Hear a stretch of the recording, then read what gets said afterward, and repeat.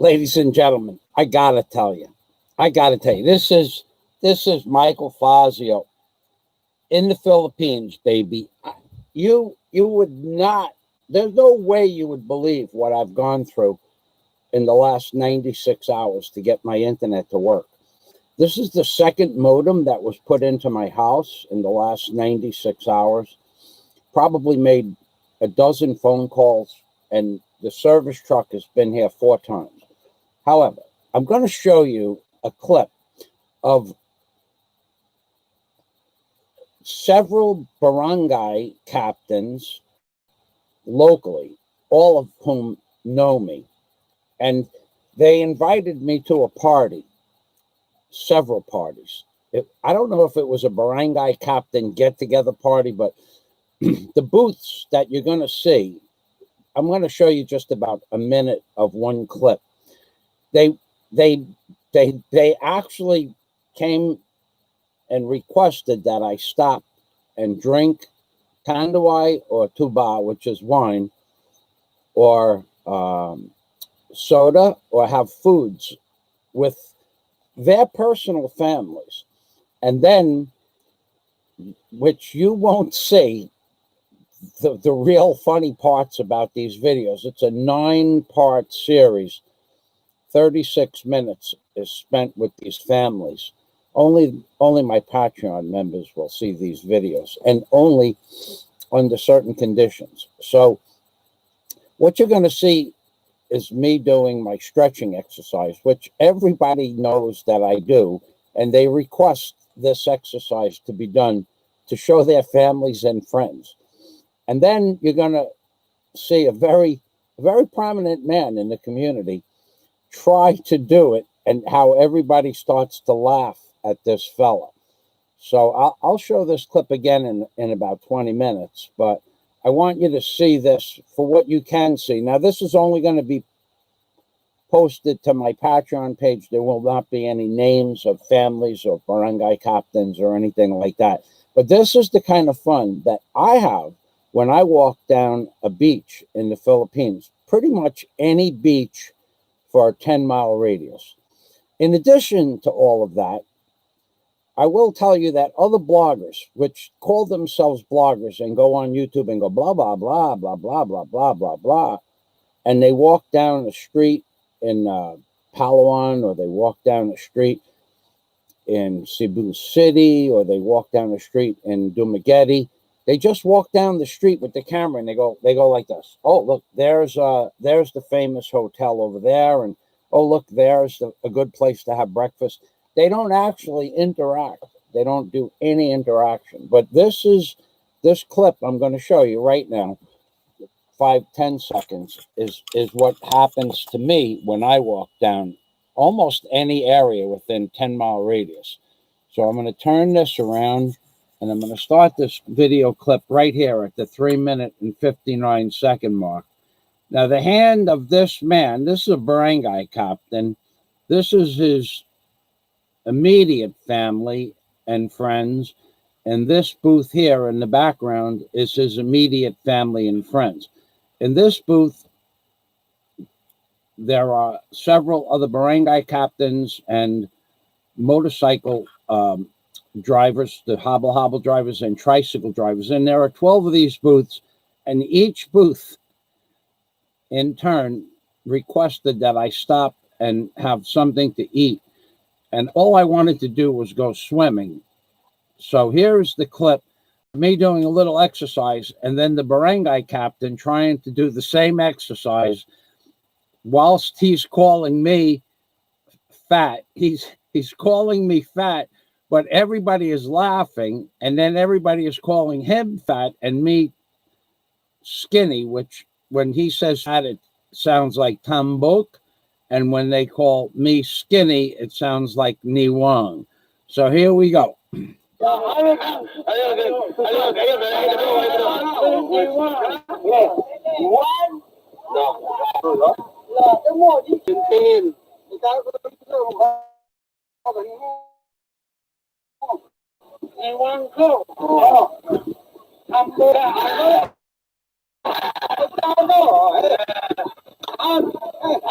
Oh, okay. No, go. Come on. No, no, no. No.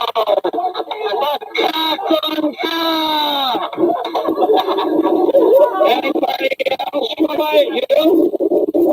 No? Okay, so now, no matter where I go locally, Alona Beach, or pretty much anywhere in Panglao, there's several major beaches in Panglao.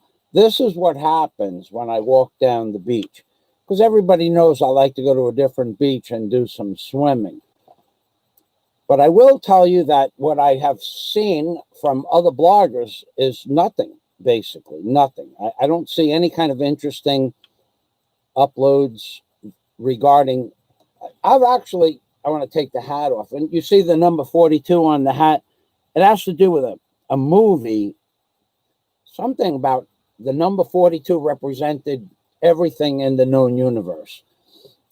All knowledge, all building of all planets. It was a movie I saw with my dad in probably the year 1997 or 98. And we watched it at a movie theater in Key Marathon at mile marker 50. It was a little movie theater, and you didn't sit down in seats. You sat down at tables, and they would serve you food or drinks. And they were little round tables. You could order a soda, iced tea, a beer, or hot dogs and hamburgers, or popcorn.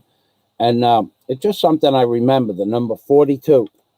And it was a pretty cool movie. And my dad even liked the movie. So that's going to be the hat of knowledge, number 42, the hat of truth, because everybody knows that when you wear a white fedora, you can only tell the truth, not only about my blogging skills with the locals, which you will never see.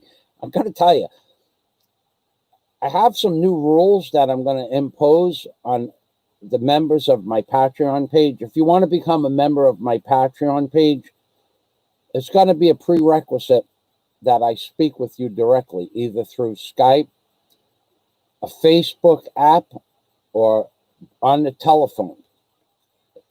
I don't care if you become a member of my Patreon community or not, but I'm not going to have people take clips like what you just saw in real life and then try to portray me in a different light. That kind of stuff it's been tried before. It doesn't work. But I'm tired of seeing people use clips of my videos to portray me as something I'm not. I'm also tired of people telling me I don't know about what's going on in politics. I do. I probably know more than most people. I don't portray it as such. I usually try to interject some comedy in with my political commentaries. There are rules on YouTube, in case you people forget. If I actually told the truth, then I would get thrown off YouTube. If I told the truth the way I wanted to tell it. So I have to kind of like dance around the truth. Where other bloggers that don't know what they're talking about can say anything about politics because YouTube knows it's all blah, blah, blah. Oh, Scott Del Fuego, the wordsmith is here. All right, Scott. I just love the commentaries that Scott makes. Scott makes my entire YouTube live streams and videos worthwhile in many different ways. But the most important way that Scott Del Fuego makes my live streams worthwhile and my videos is the uplifting comments that are always coming from somebody who understands the English language. And you won't see that on anybody else's channel. You got people's channels they make a video and nobody comments. Nobody comments on the video. And if they do see a comment, it's been removed. Why would you bother blogging and then not have the ability for people to comment? So Scott Del Fuego, let's read the wordsmith's comments, and we're going to play that clip again so you could see how I interact with the locals.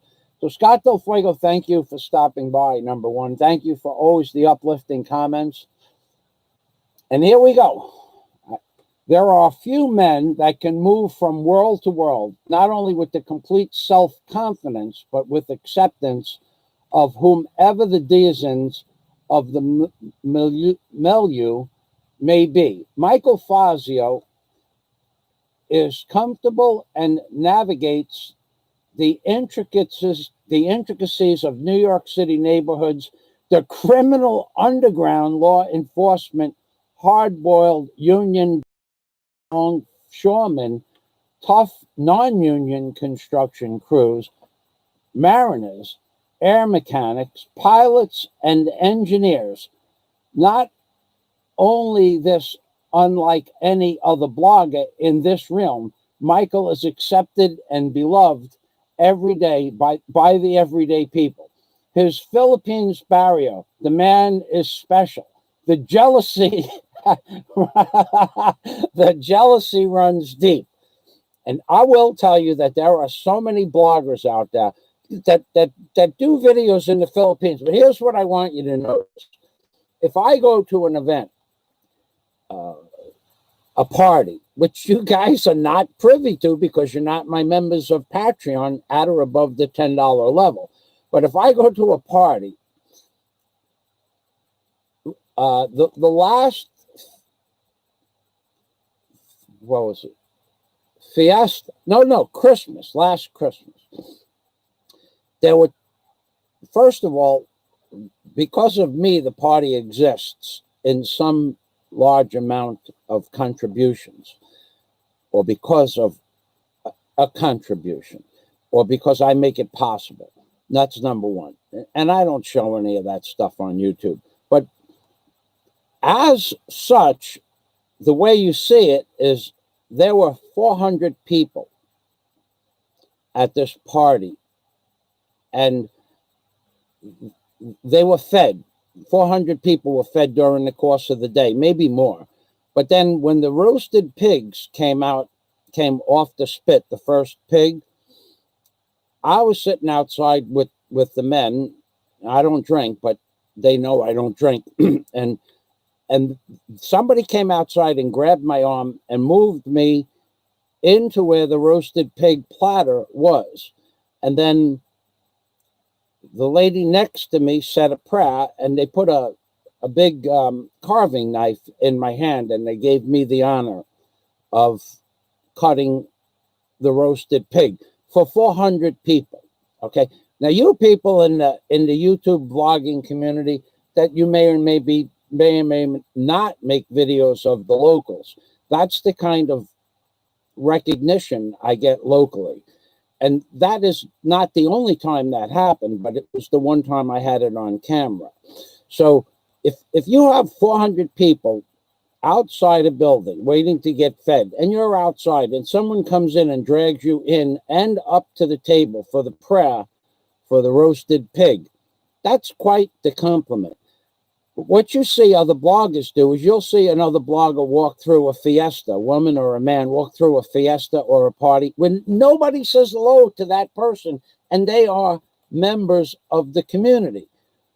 And that's typical of all foreigners. That's the way the locals treat the foreigners, and there's a reason for that. The foreigners don't interact with the locals. They don't go swimming with them. They don't rent their boats privately. They don't give them things. If a local needs something, I don't like lending out my tools, but if a local needs a tool, I lend them a tool. Sometimes I go with the tool to help the man use the tool, because most of the men are not mechanics. And then I can go and observe the mechanical repair, and when I get there, if they need another tool, I'll just come back to the house and get the tool and then help them fix it. Now, they don't pay me. They don't offer any money or anything like that. But what they will do is when you need something, they'll help you out. So this is the kind of life I live here in the Philippines. But I have seen other bloggers walk through tremendous amounts of people on a beach, or in a venue of the fiesta, the parade. What we call a parade is a fiesta, and nobody. I'm talking about walking past 1,000 people, 100,000 people in your local community, and nobody, not one person, says hello. That I find to be very interesting. So let's see what we have here. King Bob of Houston Town. How's it going, sir? Very well, Bob. We had a great day yesterday. I did a long walk. I went to a different area of the hall altogether. I visit these areas occasionally. I'll go swimming in a different place. And what had happened yesterday is I did a little swimming, and then I came to the beach and did a little walking, which was about 4 kilometers, 2 miles. And I have this stuff up. It's only going to go on my Patreon page because a lot of the people in the videos are locals. They simply just don't want to be on YouTube.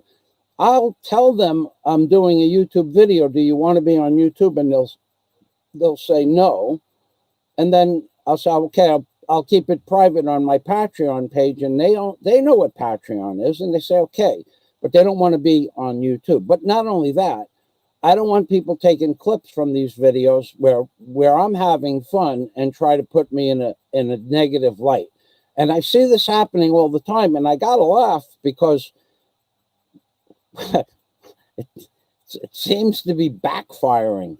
For some reason, it seems to be not working, because all it does, I'm not gaining subscribers by the hour and the minute, but this month I gained about 18 subscribers, and that's normal, but it's not hurting my channel in any way. So I mean, if you feel that you can get away with pulling a clip from one video and pulling another clip from another video, and all of these videos are, not only are they noted as comedy, but this is what I do. I do comedy on YouTube.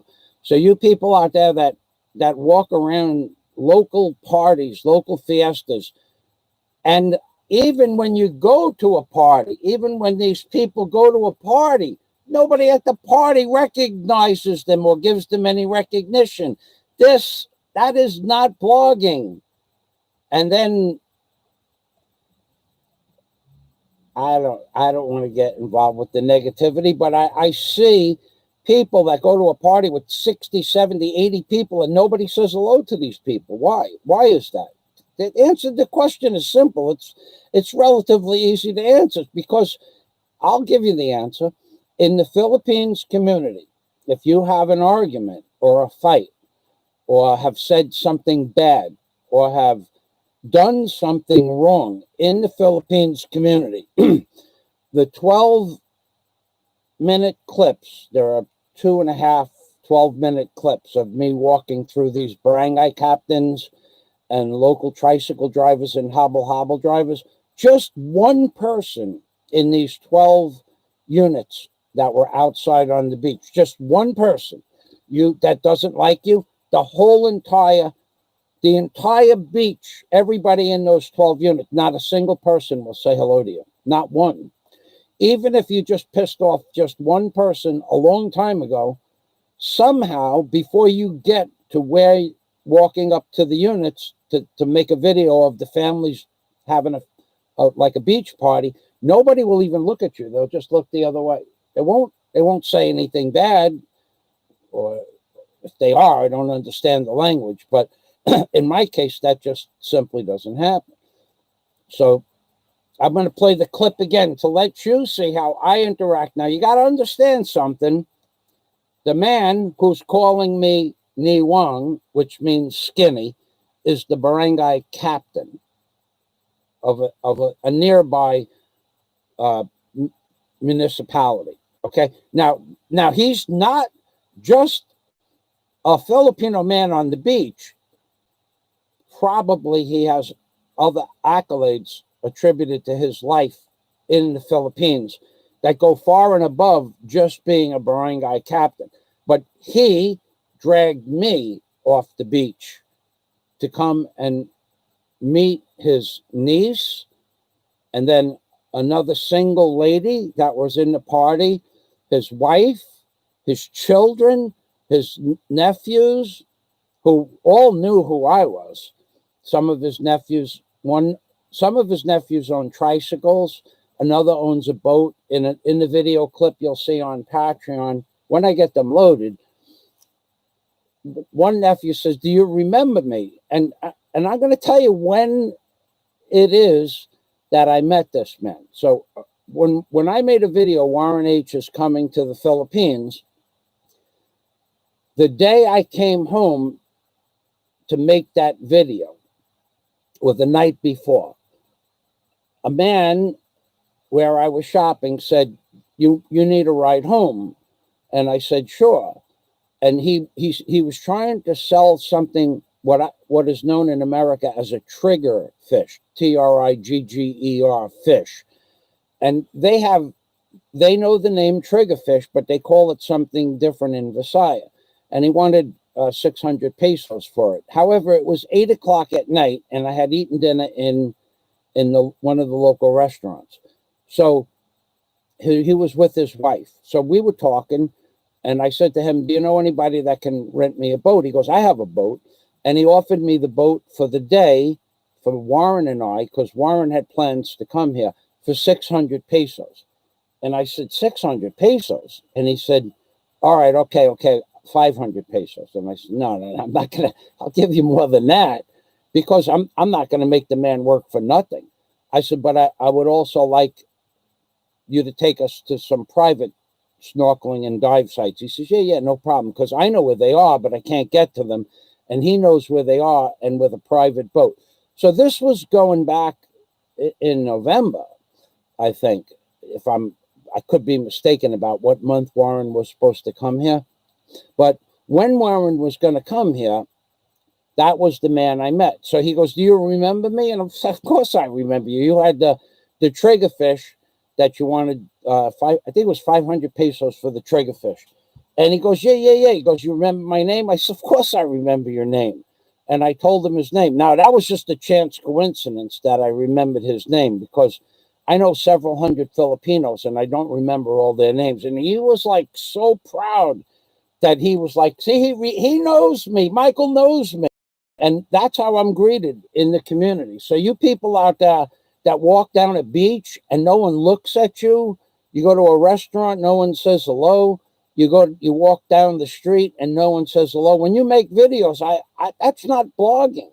To go like this with a camera, to go like this, here, oh, look, look, the beers are 90 pesos. Look, see, and oh, look at the beach. Oh, look at look at that beautiful beach.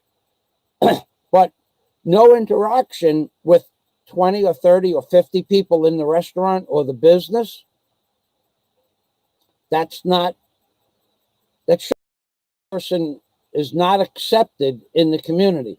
And I don't mean that they're hated or anything like that. I mean that the community and the foreigners, most foreigners don't have much to do with the Philippines community.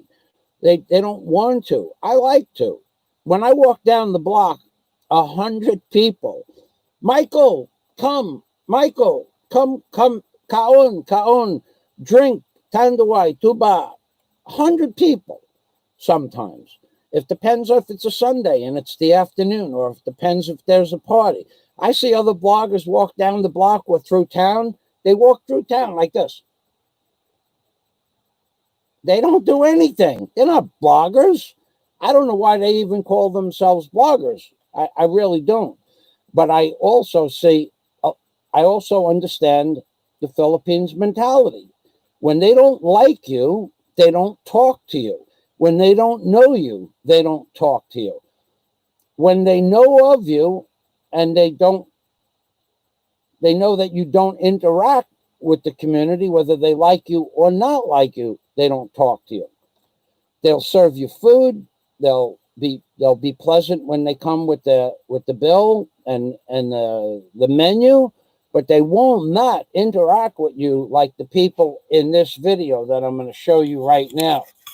So here we go. I'm going to bring the video back on the screen, and you're going to see at the 4-minute and 5-second mark, guy captain calling me fat and skinny and laughing his buttocks off.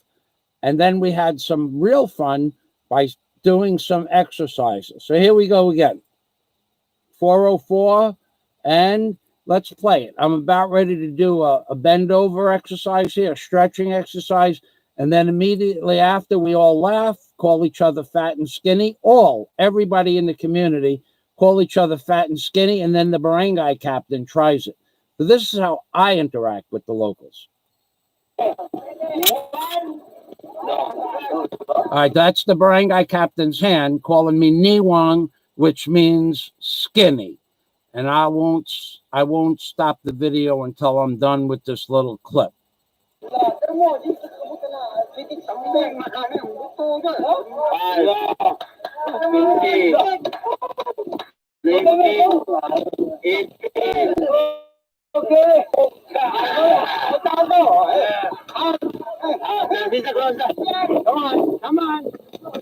Come on, baby. Yeah. Come on.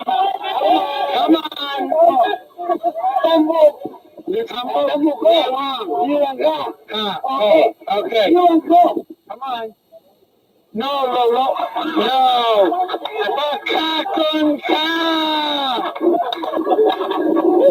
Anybody else want to try it? You? Okay, so now there is that word that I into the video.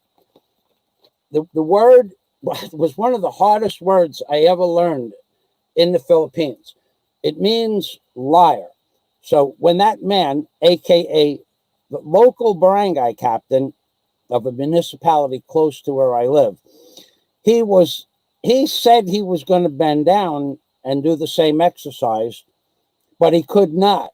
So I said to him, "Baka." Now that sounds easy to say, but it took me like 2 months to remember that word. And everybody in the video laughed. Why? Because you can say that word without any form or any kind of hatred towards you if people love you. You cannot say that word to somebody under duress. They will not appreciate that at all. So the barangay captain was calling me Niwang, which means skinny, and I was calling him Tambuk, which means fat, and everybody was laughing because this is a little joke, a little ditty that I do with the locals. And you people can believe what you want, but when you see people grabbing clips from my videos and making me in a bad light in the Philippines or anywhere else, what you're going to see is what Scott Del Fuego's last comment was: jealous YouTubers. Jealous, JELOUS, jealous YouTubers. Somebody that's jealous would make fun of me having fun in the Philippines. Jealous because they don't have any understanding of the culture.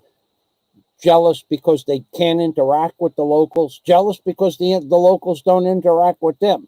Jealous because they feel that there's no need to interact with the locals. I don't know. I love interacting with the locals, and I do it well. So I want to reiterate, if there are 12 booths there of families like that, each repeatedly from one end to the other requested I stop and have a drink or tuba or tandoy with them. Now, I refused that offers because I had a mission to go to another part of the beach to do some, just a walkabout. And I only had 54 minutes of battery. I only had 54 minutes of battery. So I made this quick.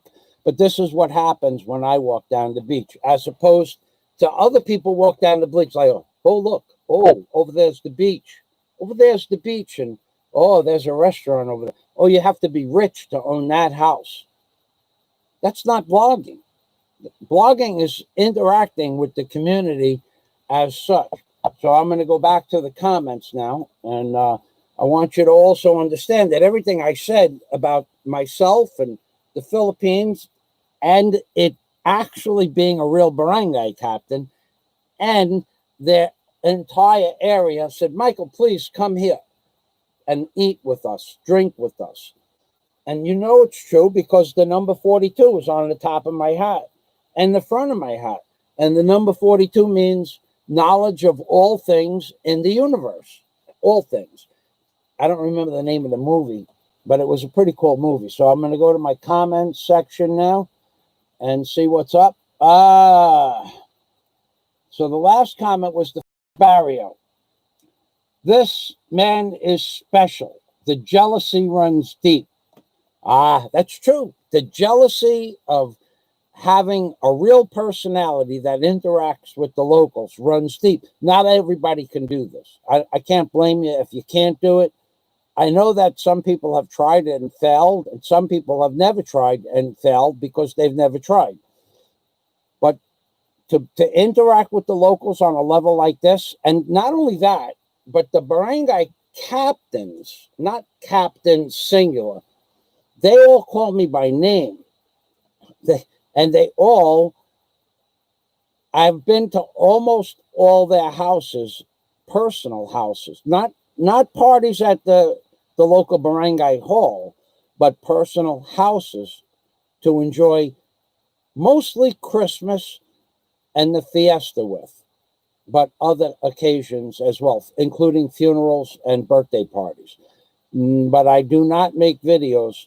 I ask permission to make a video telling them it's only going to be for a personal reason. And if they don't want you to make a video, so please don't make a video. Okay, put the camera away. But that's the Philippines culture. Now, these people on a public beach, they all knew I was going to making the videos when I started walking up towards that area. I was just going to scan the area, but they started dragging me in place up to their personal booths. So let's go. We have Princess Anne. Welcome to the machine, Princess Anne. Thank you for stopping by. I appreciate that. And I really do appreciate that. Thank you, Princess Anne. Salamat. And let's see, Scott Del Fuego. Welcome, King Bob of H-Town and Sweet Skate Vlogs. And King Bob of H means Houston, Texas. He's from Houston, Texas. So now there's something I wanted to, it took me 4 hours, and I had to get a new modem again for the second time this week to get back online today. I want to talk about the internet that Scott Del Fuego, I can't tell you. The internet price remains the same, but the service or the quality of the service and the upload and download speed gets reduced every couple of months. And I know it's being reduced here in the Philippines because I have the better of the two for the island of Bohol, which is called Globe. And that's terrible. It's just terrible. I mean, the service technicians are wonderful. The people on the phone are very pleasant. The service itself is garbage. And I don't know why, because it's hardwired. So it costs 1,300 pesos a month, and this is what you get. You get a promise when you sign a 2-year contract that you're going to get at least 5, maybe 10 gigabytes of upload speed. Well, I live far from the main road. So originally I was getting 5 and 5.5, 5.7 upload and 10 download. Now I'm getting 0.8 upload and 2 download, sometimes 3. I have to watch videos in low resolution or they freeze up. And I had to call the service company 4 times this week and have the same service technician come twice. The modem he gave me just a few days ago lasted 48 hours. So this modem is now just a few hours old, and they usually typically last 3 or 4 months. So they made a suggestion. Get a different service. There's fiber optics in my area. So I pay 1,300 pesos a month, $26 a month for this not such good service, Globe. Smart is way, way worse than Globe on the island of Bohol, but Smart is better in Cebu, and Globe is worse. If it could get worse. I mean, they're both really garbage. They both have hamut, which means smell. Like hamut means you see a pile of garbage and it has some hamut, you can smell it. Baho, now that's rotten garbage.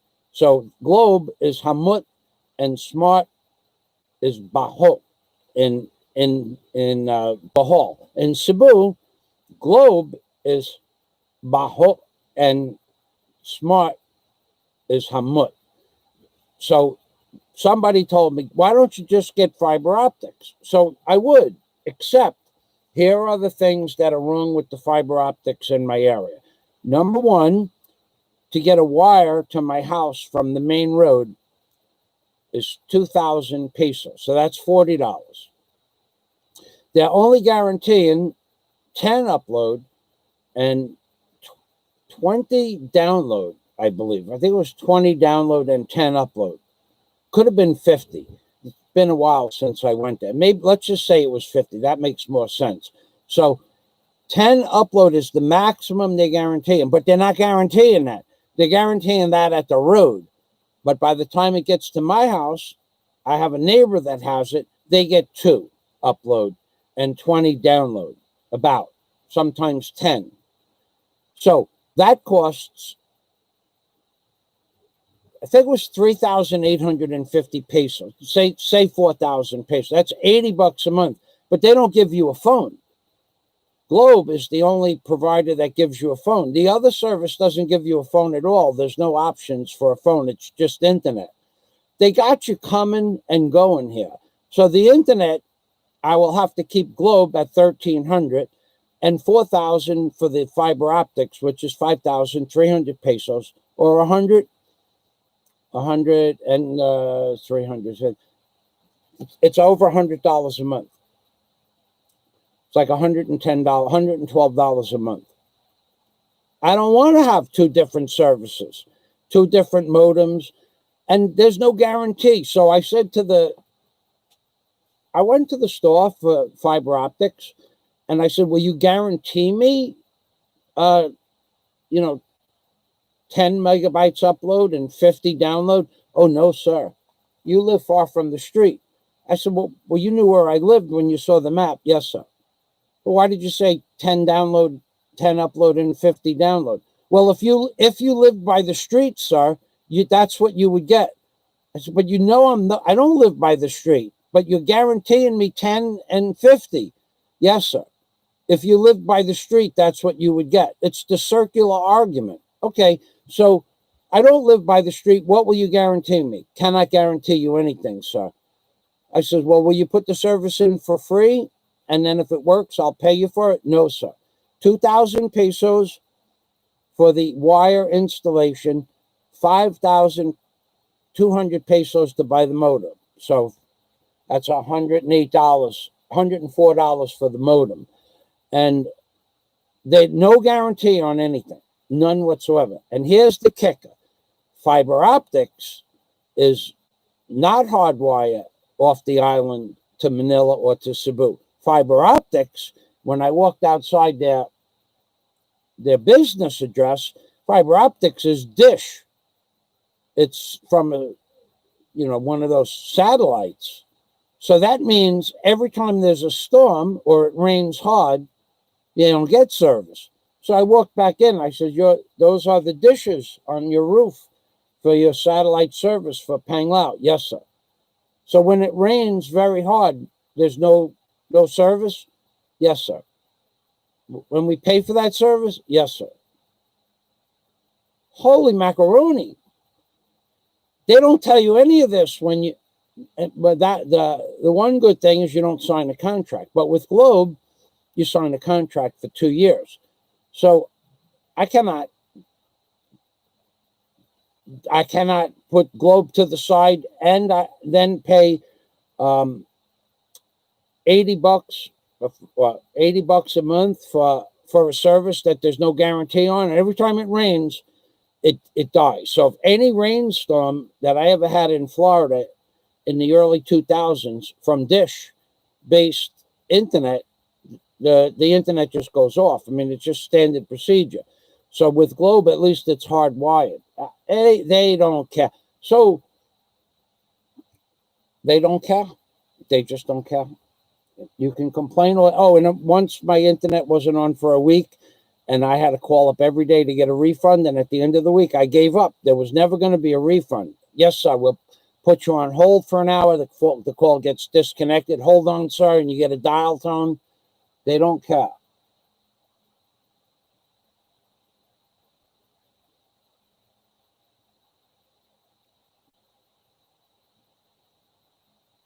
How much is it for rent?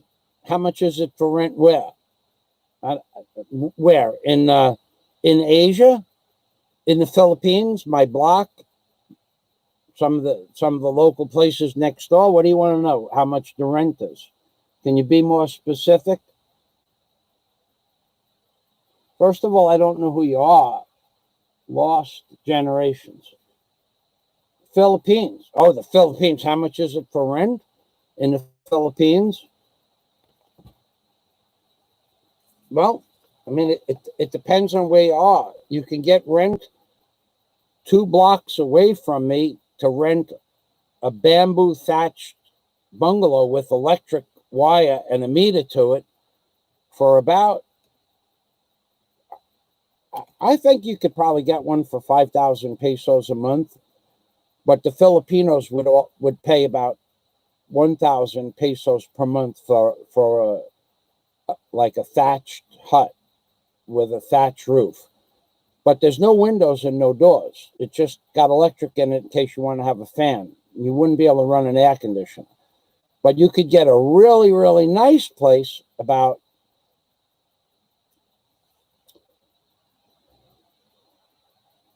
you'd have to look on a local map for rentals, but halfway between Alona Beach, Alona, halfway between Alona Beach and the city, you can get a decent apartment rental now, or now for about 10,000 pesos a month, which is $200 a month. Before the lockdown, they were about $300 a month. And those are tiled units, 1 bedroom, 1 bath, and probably an open kitchen area for about $200 to $260 a month. That's what that would get you, but nowhere near a beach. And then if you're not paranoid about walking around, and I'm talking about that there's no reason to be paranoid, but I mean, I walk everywhere. But if you're not paranoid and walk around, you'll see a new house like 100 feet off the street, and you could talk to the local. They'll give you a phone number. Those houses are typically spec houses. You could get rentals. You rent the whole floor of a house for 10,000 pesos a month, or 15,000 during when there are a lot of people. There's tremendous amount of housing that's not rented here in Bohol. And there are actual new unit houses that were renting for 20,000 pesos long term. That's $400 a month. That I saw a sign up about a month ago, half price, 10,000 pesos a month. Now, I don't know if you could lock that up for an agreement. A lot of landlords will not give you anything but a month-to-month agreement. They don't want to give you a 1-year agreement. Not like in America. And even if they did, it would serve no purpose. They still have, here in the Philippines, if the landlord says they give you a 1-month lease, that's normal. They give you a 1-year lease, that's possible, but not probable. Let's say they gave you a 1-year lease, but now let's say their family had a tragedy, and their parents or their brother had to move into your apartment. They would simply ask you to leave, and you would pretty much be required to leave. So if there's a family tragedy, they can break the lease. Unless you have a lease agreement that's properly done by a lawyer, then it's not so easy to break a lease. But these little little mom and pop, like not hotels, but respites, if you just have a lease agreement with the mother or the father of the house, and it's not done in a certified court of law, they could break the agreement pretty easy. But if it's done in court or done by two lawyers that agree on stipulations in the contract, they're not going to be able to break the lease so easy, if at all. And why would they want to? So that's your answer. Anywhere from $200 for a room with aircon and a stove and a bathroom with tile to $400 for a really, really nice place. But now you could buy a thatched hut. You might be able to get one for $60 a month off the road if you want to live like that. But you got to understand, there's no door. There's something that closes that looks like a door. There's no lock on the door. There's no windows at all and no screens. And maybe a 4-inch space under the door. So there are places like that for $60 a month. I don't know any live in those type of a place. Well, actually, I do. One of my subscribers, but I will not mention his name. And he's been in the Philippines for about 7 years. I don't know if he's upgraded. He built it himself. And he's perfectly happy. There's lots of people that are happy living like that. Most of my neighbors don't have doors or windows. And certainly not screens or doors or windows. Or even stoves. They cook with fire here. They cook on a hearth, a clay hearth, and they just go out and chop trees down when they need wood, or they go to the beach and they bring wood back. They dry coconut shells and they burn that.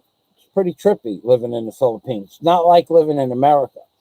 So I hope that answered your question. Good question, but it depends. And the answer that I gave you, from $60 for a thatch to $400 for a really nice place, that's standard anywhere in the Philippines. It wouldn't matter where you go.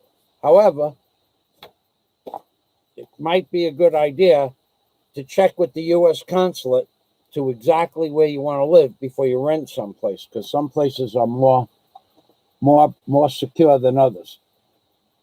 Scott, you're going to love this series of videos. I videotaped an entire area that you're going to be seeing yesterday. I can't wait for Mr. Fazio's hotel on the white sand beach in Bohol. It is going to be an epic vacation. Snorkel, scuba, see the sights, and get some sun, and meet some lovely Filipina and make friends. That you could do. You're going to have to, we'll have to talk about that before. And there's another hotel much nicer than the one that we talked about last time. I could give you the name of that hotel privately. And they have rooms now. You can book a room 2,500 pesos per night, which is about $50 a night. I mean, when I say on the beach, I mean on the beach, but in a 5-star hotel. Now, and they also have, a world-class pool. It's going to be in one of the videos where I said I have to ask the guard if I can go on the property. And I did. And he said, no, sir. And I said, just to make a video? He goes, yes, sir, you can make a video. Do you have a mask? And being that I was on the beach only to swim, I didn't bring a mask, a face diaper with me. So I said, okay, kasabut. And then I walked away. But I'll show you the hotel. I have it in a video that's loading now. And in regards to the internet, it took, here, watch this, 5, 10, 15 hours to upload a 7-minute and 14-second 720 resolution video from my GoPro. 15 hours. Probably would have got it done in 10 or 11, but it kept failing because the internet was on and the internet was off. The internet was on and the internet was off. The internet was on. Oh yeah, I'll try to. It's going to be within the next 2 days. I'll have that clip loaded. It's 12-minute clip. I don't know how long it's going to take. Here, I'll show you I'll show you people what the messages I was getting this morning on the internet. It was saying that our tubes, YouTube, our tubes are all clogged up. No internet service, no internet service, no internet service, no internet service. Where did that go? No internet service, no internet service. Our tubes are clogged up. Try again in a little while. And it appears that I posted that in a place where I'm not going to be able to see it now. I don't know why. That's what it appears. I posted it in another file, and I don't know where that file is. That's a damn shame.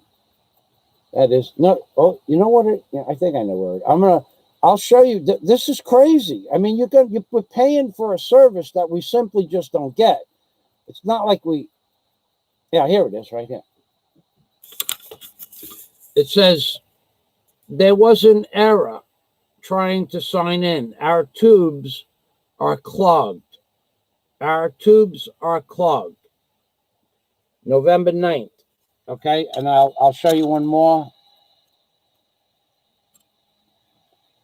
Hold on, I'm getting to it. All right. Now that I had several others now similar of that. Here's one. No internet connection. No internet connection. And one more.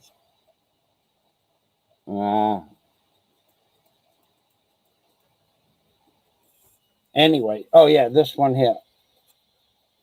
This one here. This one here wouldn't load. It wouldn't load at all. You could see it's loading here, the circle. 20 minutes to watch my own video on my own YouTube page, and it simply wouldn't load. Yeah, it's terrible here. And then it said at the bottom of the page, the internet was off, and the internet was off. Then when it said the internet was on, it gave you a message on the screen that there was no internet. And then I got the new modem. Let's go back to the comments section. Scott was saying something. Lost generations. Wow, nice. Yeah, you're not going to spend even now. To one more thing that some people are interested in. Not me.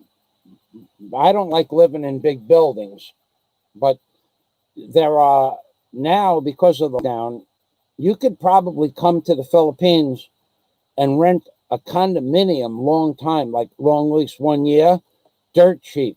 I don't know what dirt cheap is, but if a $400 unit, the single houses the whole house and a backyard and no pool or anything like that, they were 20,000 pesos a month last year. Now they're 10,000 pesos a month. So that's half price. And the hotel that I just spoke about with Scott was 7,500 pesos a night, and now they're 2.5, which is 1/3.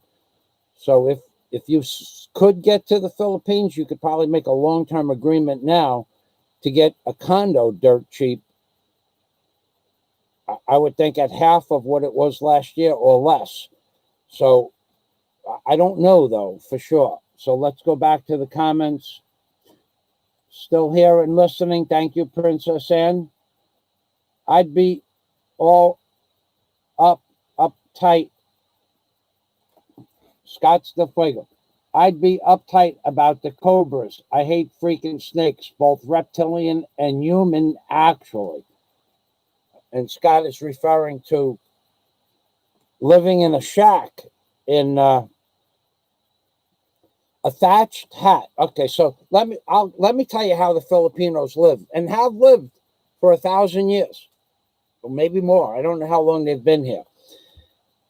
When I say that 200 feet from my house, there are a dozen houses with no doors or windows or screens, it's not an exaggeration. When I say between here and the main road, there are 100 houses without screens, doors, or windows, it's not an exaggeration. Some of them don't even have doors. The doors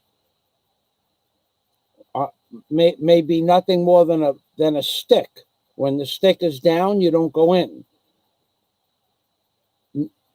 No screens on the windows, and they live in the forest, so there's lots of mosquitoes. But for $60 a month, you better be well, I don't know, a woodsman, shall we say, a woodsman. The first thing you're gonna need is a mosquito cloth over your bed to wrap around you at night, and that's a must. That's got to happen. It's got to happen for a couple of different reasons. Because if you don't have doors and windows, and you're living and your floor is dirt, and we're talking about a dirt floor now, and basically the dirt floor is dirt because you've already walked all the grass and weeds off your floor. So you walk in from outside into a dirt floor with no door, no screens, and then during the course of your stay in a $60 thatched house, every type of animal that wants in or out of your house, if they smell food, they want in, including mice, field mice, little teeny mice, rats, not so big. They don't have huge rats here. I don't know why they don't have. I think about why that is, but they don't. And a cat may smell food and may just jump up on your counter and eat the food. A dog may come in. Certainly, butterflies, bumblebees, wasps, and mosquitoes. But you really want to have that netting over you at night if you're afraid of cockroaches. Cockroaches don't really care that you're sleeping, whereas a lizard without the screen on the window probably won't go on you unless it's cold. And then if it's cold and you're living in a place like that, then the lizard's going to land on you for warmth. But for the most part, mice and rats, they don't go in people's beds. They might eat off the kitchen table while you're having a nap, but they don't typically go in your bed, I think. I mean, I've never heard of it. I've asked people. But cockroaches, they don't care where they sleep. If they smell food on your shirt, they're going to crawl up your leg or across your chest to find that little morsel of food. So for $60, you get the full effect of the Philippines. For 200, you have a door. It's up to you. It's funny living here. You think I'm kidding, but I'm not kidding. I'm not kidding at all. And that's a reason that foreigners are looked at like we're rich because we have a door and a window. So Scott Del Fuego, Lost Generation. So thank you. Lost Generation says, I appreciate the answer. You're welcome. So I'll just tell you how to find those places. You don't want to go to a real estate agent here in the Philippines. You don't need that. You want to just come to the area that you think you want to live in, get on a tricycle or a motorcycle, and ask one of the local tricycle drivers, and they're all locals, what's for rent. Now, what he's going to get is 10% of the first month's rent. Any finder's fee, they get 10%. but it won't be a monthly thing. And it doesn't come out of your pocket. It comes out of the landlord's pocket. That's something they work out between them. But they'll find you a place, or walk down the block. Just walk down the block. Any block. Pick a block, any block. And you'll just say hello and to the people and tell them that you're looking for an apartment. I would say that 90% of the people in the Philippines don't speak English much, or good, or understand English much, but maybe you could have a local with you to interpret that you're looking for an apartment. Or if you drink alcohol and you're in a bar, there's going to be foreigners in the bar that are going to be able to tell you what's available where they live. But I don't go into bars, so that doesn't help me at all. I wouldn't even. I don't think I've been in a bar where the doors closed behind me since 2000. When I worked in a bar called Coconuts, since 2000, and I think it was 6. So was it 14 years? Never been in a bar in the Philippines behind doors. I've been on the front porch of a bar in an area, Mango Square. Somebody wanted to show me what it was like that. After 2 hours, I knew everything I needed to know. Then I walked home. So, but in a bar, you can find out that information as well, especially the bartender. You ever hear that expression in New York City? The Puerto Ricans used to say it back in the 70s. Everybody has a cousin in New York City. Well, here, everybody is cousins. Dirt cheap for a price. Oh, this place is smoking, Scott. When you see this place, you're going to want to rent it in advance. And not only that, it's one of the newest properties in the whole of Alona Beach, Panglao area. It's a smoking place. Really nice place. And it's got a complex of, it's got its own 7-Eleven store on it, and its own bakery and shops where you could buy stuff in the shops. At Christmas time, I went there about a week before, but during the day, and there were hundreds, maybe thousands of people on the property. On Friday night, I understand they have a band there. It's pretty cool place. Scott, the women are great, says Lost Generations. Mostly, I would say that's true. Scott Del Fuego says, Michael has made me aware of the potential of scams on Filipino websites. There are many suspect contacts I receive. I have not joined, as I prefer to meet someone in person. Yes, sir. The last thing you want to do. Well, I got lucky one time in 4 years that I was on the internet. I met a nice lady, Daisy May. And that was the only of all the women that I met and dated, or met and had lunch with, or met and had breakfast with. 80% of all the dates I made, the woman never showed up, because I made breakfast. I didn't make lunch dates or dinner dates where it was convenient for them to be awake. I made a breakfast appointment at 8 o'clock where they lived in the same community, and they couldn't get to the breakfast appointment by 8 o'clock.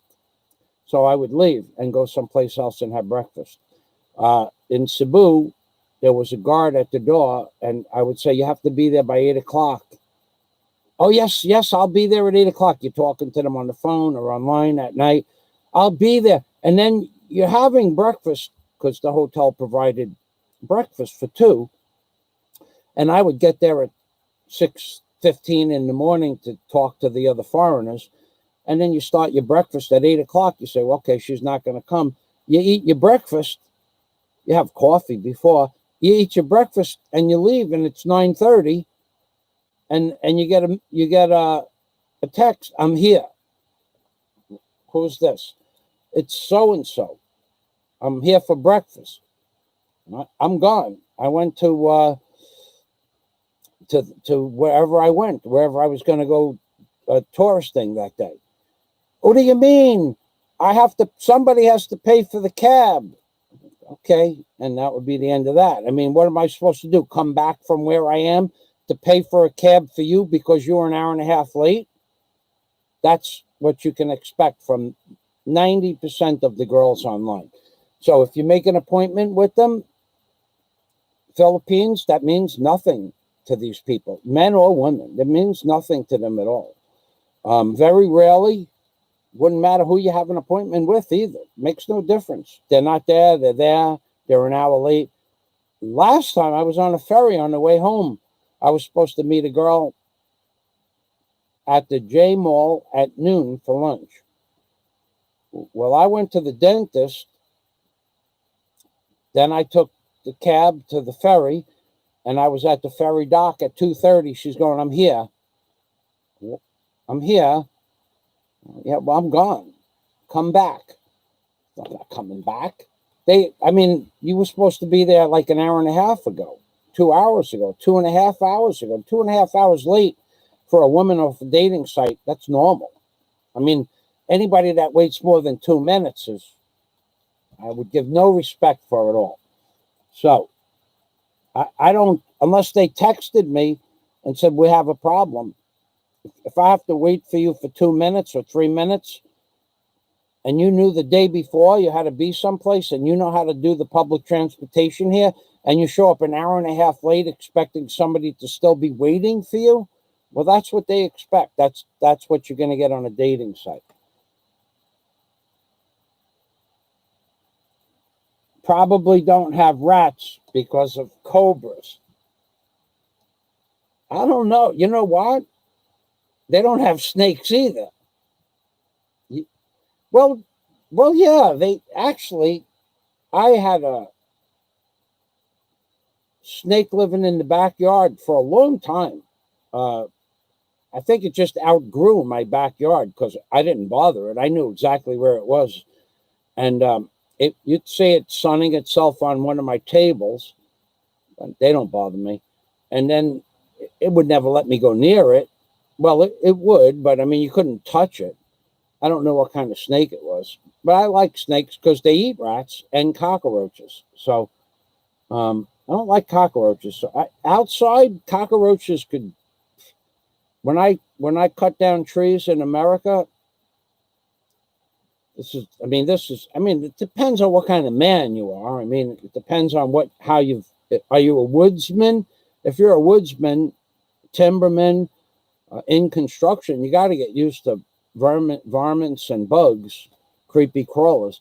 But when I cut down coconut trees, and I had a landscaping business in Florida, when you hit that tree with a chainsaw or a pole saw, well, anything from a field mice to a rat to 1,000 red ants or cockroaches would land on you. You know, they would just fall right out of the tree. Now, that don't bother me at all. Not one bit. I mean, I've had rats land on my shoulder and they just jump off. They don't sit there and they don't attack you. They're not attack rats. But that doesn't bother me one bit. A rat jumping off a tree and using my shoulder for a medium post or whatever, a medium jump spot. Not cockroaches crawling down your arms and up your arms. Could care less about that. Don't outside. I'm cutting trees. This is where they live. That's their house. But I don't appreciate rats in the house at all, or mice, or cockroaches. But unless you're living at least on the second floor, you're going to get creepy crawlers. I mean, you're going to get them, especially if you have cat, or if you have a dog and you have dog food in or outside the house. They eat that stuff 24/7. They go, and if they don't eat the dog food, they'll eat the saliva that fell off the dog's mouth. There's nothing you can do about it. Basically, the Philippines is a jungle. But But when I lived in a multi-story building on the second floor, very rarely did you see a cockroach. Once in a while, you know, like one every 2 months. But when you live on the ground floor, you're going to see them. And it's not because your place is dirty. It's just because they smell stuff, and you open the door and they crawl in, or you open the window and they fly in, or they come in on your clothes. You could have one on your back, you wouldn't even know it, and you throw your shirt down on the rack. You know, I have a very exquisite clothes rack, and that I put shirts. I take the hanger and before I wear the shirt, I iron it and everything like that, and I iron my pants so that I have a nice crease in my dungarees. I'm a very, very meticulous, fastidious, they call it. That's how I am. Very fastidious person. But you're going to get bugs if you live on the ground floor, no matter where you live. And spraying, I don't know, if you want to smell that crap all day, I guess you could, it'll kill them, but they still come in. All right, Scott Del Fuego. Mr. Fazio very rarely has a drink in a restaurant, but literally never goes to bars in the Philippines because he is not looking for bar-type women and does not enjoy conversation with drunks. Nope, that's true. Scott, just whole new topic. Philippines, and you want to go inside a bar in Cebu City, and I'll give you a location where there are bars outside of Mango Square, right next to the 23 Hotel, across from the Ayala Mall. And between the 23 Hotel and a hotel called the Golden Prince Hotel, there's a bar discotheque. I walked past that hotel for 2 months, and literally, in the beginning, they would ask me to go in. I never did go in. But after a few weeks, they'll give you drink tickets to get you in there. First, they want you to pay to get in. Then they want you to come in, and then they'll give you drink tickets to get you in the bar. So I never been in a bar. I don't like bars. I don't like drunks in bars. I don't mind people that are drunk outside because I just walk away. Unless they're happy drunks, then that's fun to be around a happy drunk. But one of those drunks, I won't do that. I'll do that for up to 2 minutes, and then I excuse myself. That's something you should get used to in the Philippines if you're going to hang out with the locals. And if you decide to go to their parties, you're going to see that the local people love to drink alcohol.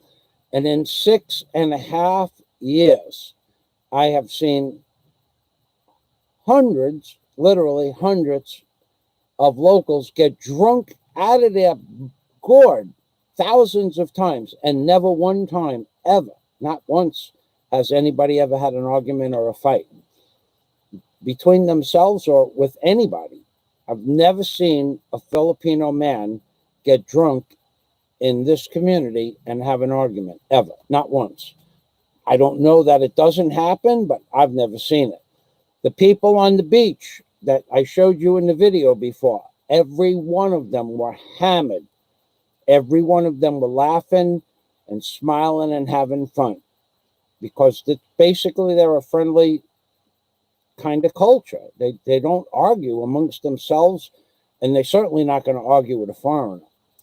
But yeah, I was in a bar on Alona Beach, outside at the bar drinking water.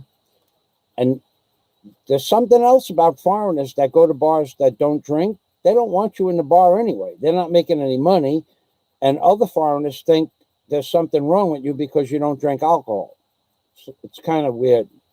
The whole alcohol thing. Never liked it. I built a lot of bars. I built a lot of discotheques, helped build a lot of discotheques, helped build a lot of bars, built them for myself with my company, my men, and then never went in them. I went in opening night and said goodbye. Got paid because usually they owed me a bunch of money when an opening night is when they make most of their money. And that was it. I'd be disappearing into, I could give you the names of the bars. They're all gone now. Scandals was one. Scandals, go figure. Paulie's Bar and Grill on 115th Street, right off Rockaway Boulevard. That's gone. There was lots of them. Club Eliphas in Queens, New York. I helped build that. That's gone. Mikey's probably dead by now. Mikey Morash.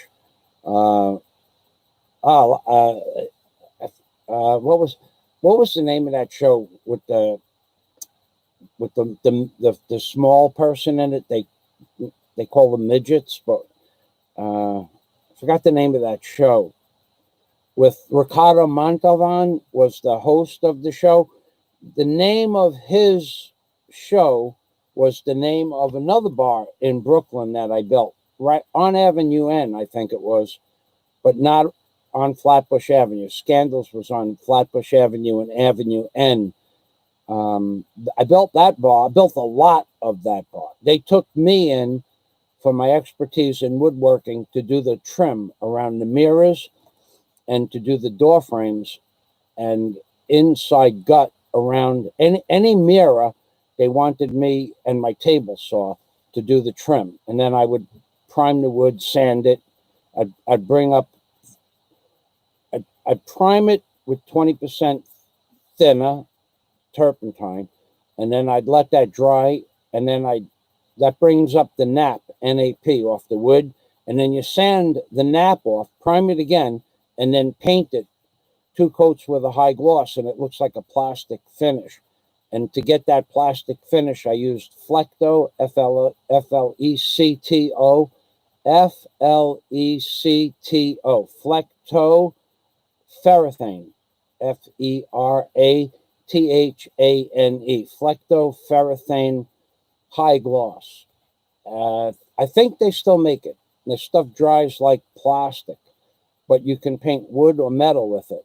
Or you could use Acryl 60 in any, that was before they had Acryl 60. We're talking about early 70s, late 70s, early 80s. Now they have a product called ACRYL, Acryl 40, Acryl 30, and Acryl 60. You mix it in with water-based paint, and you get liquid plastic finish. Fantasy Island, that's the name. Thank you, Scott. Fantasy Island. And I don't remember the name because I wasn't the owner of the construction company building the bar. I just was a worker. They did take Hard Body. My friend Hard Body he was a Marine Corps boxer, and they called him Hard Body. They called him One Punch too. And he was my main man to do finished carpentry. Jimmy Ennis, man, he was such a cool guy to hang out with. He wanted to be a butler for. I said to him, "What do you want to do?" Like, Jimmy, he was a skilled carpenter, and I knew Jimmy since he was basically born because I was friends with his older brother Frank, and he says, "I want to be a butler." When I get out, when he got out of the Marine Corps, I says, "You want to be a butler?" He's going, "Yeah, I'm going to butler school." So I was paying Jimmy a salary to do carpentry with people they made movies about, those people that own Scandals. And I was paying him to be a carpenter, and he was using that money to go to butler school. So did he did something to do with he was trying to break into the modeling business, but he didn't like that business because the way that most of the people in the business were, he didn't get along with that mentality. So he quit that real quick. But he did go to Butler School. And that's a funny memory that Jimmy Hard Marine Corps, sometimes his close friends would also know him as a different name, but I won't tell you his street name. So, your ads now, says LaRue Seagrass. Hello, LaRue. Let's get LaRue a big shout out here. People that are going to watch this video, LaRue Seagrass lives in the Philippines. She does blogging in English and Visaya. If you go on and speak English to LaRue, she will speak English back to you. She has a very high level of understanding and speech in English, and she's also very religious. So if you appreciate somebody that believes and truly believes in God, and you want to move to the Philippines and find out how there are very heartfelt believers in God, LaRue Seagrass, copy her name down. Or you know what? I'll just go to her channel and I'll give you the link. Or LaRue, you know what I'm going to do, LaRue? I'm going to give you a wrench, and then you can bring the link from your page to my page, okay? So now, let's see. What happened there? Okay, LaRue. Okay, so LaRue, you have a link. You have a wrench now. If you want to share the link to your page, welcome to do so. And I'll leave that wrench in your good hands because you're a good woman. And you've always been a long-term friend. But I also wish to tell you that Jack won't be coming to the live streams for the next few days. So if you want to say hello to Jack, I am absolutely positive, LaRue, that if you want to say hello to Jack privately, he would like that. So please, by all means, go say hello to Jack at your leisure. But he's not able to come, or he's able to come to the show, but he's just not into the show right now. Give him a week or so, and he'll be back. But if you want to send him a little love, he'd appreciate that as well. So LaRue has a wrench. LaRue, so you can tell, not only do I know that LaRue is a good person, I shared a wrench with LaRue, and only the people on my channel that have wrenches I trust. The rest of the people, not so much. And that's the way it has to be. So getting back to what it's like living here in the Philippines and going into bars, now the Philippines is empty. And I don't know that there are bars open. I would not look. I don't know. There are no bars in my whole area that I know of. There's hotels that have bars in them, big hotels like resorts, and I don't go in those either. But there are hotels. But right now, the island of Bohol, all hotels are closed, 100% closed. There are no rooms to rent unless they changed it yesterday. The 3 big hotels that I visited, either while I was doing my walk or while I was coming back from my walk, I walk. I have a circuit that I walk. Some of it I put in YouTube videos. I only put and only goes to my Patreon page, and some of it I don't film at all. I can go places where you cannot. I can walk through gates and down private roads. It says private road, do not enter. If it says that on the road, probably you shouldn't enter it. But I go where I go, but I don't make videos down there. And those are private fishing community village places where most everybody knows me. And I'm welcome. But if it says private road in the Philippines, do not enter, might be a good thing for you not to enter. Now, there are also places in the Philippines I'm going to talk to you about called the Bajau, Bashaw or OW.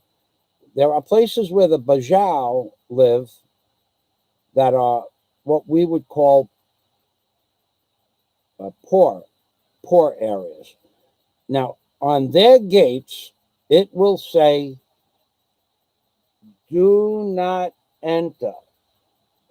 Did you do not enter?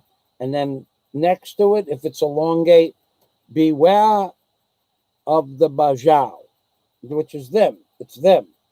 Now, there is a gate like that. You might see it in one of my videos, but I don't make a note of it.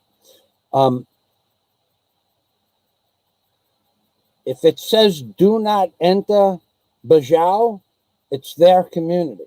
Now, I've never had a problem with the Bajau because they know who I am. But for a foreigner that knows no words at all in Visaya or Cebuano to go down, and they have a whole community. If they said do not enter Bajau, it's like private. Don't do that. Don't go down there making videos, especially. And another thing I want to tell you about the Philippines is if somebody walks up to you and says, let me take a video of you, and they ask you for your camera, don't do that. Now, no one ever took anything from me. Well, they know me. They know I'm a member of the community, but they know who I am anyway. Most of them. Don't give strangers your camera to take a picture of you. If they ran away, there'd be no way that you get the camera back. You might as well just give them the camera and just say, okay, I gave the guy the camera. Police are not going to find them. You're not. Now, when I do my blogs, I get asked all the time, let me borrow your camera. And you say, what do you mean? I wish to borrow your camera. Give me the camera. Let me borrow the camera. And you don't give them the camera. Now, do they want to steal it? Probably not. Are they going to steal it? Probably not. But I would suggest that you don't give them the camera in case there is somebody that's looking to steal it. Hold on. One of my neighbors, I promised something to. If she's out there, I think I hear her voice. Hold on a minute.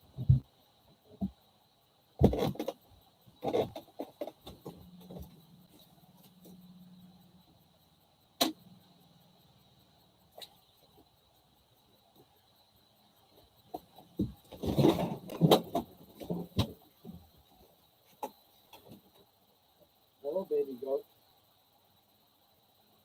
Maria.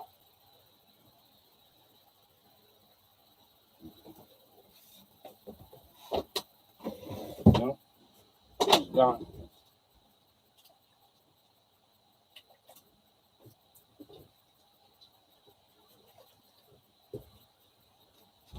Okay. Now I had promised one of the neighbors a soft drink that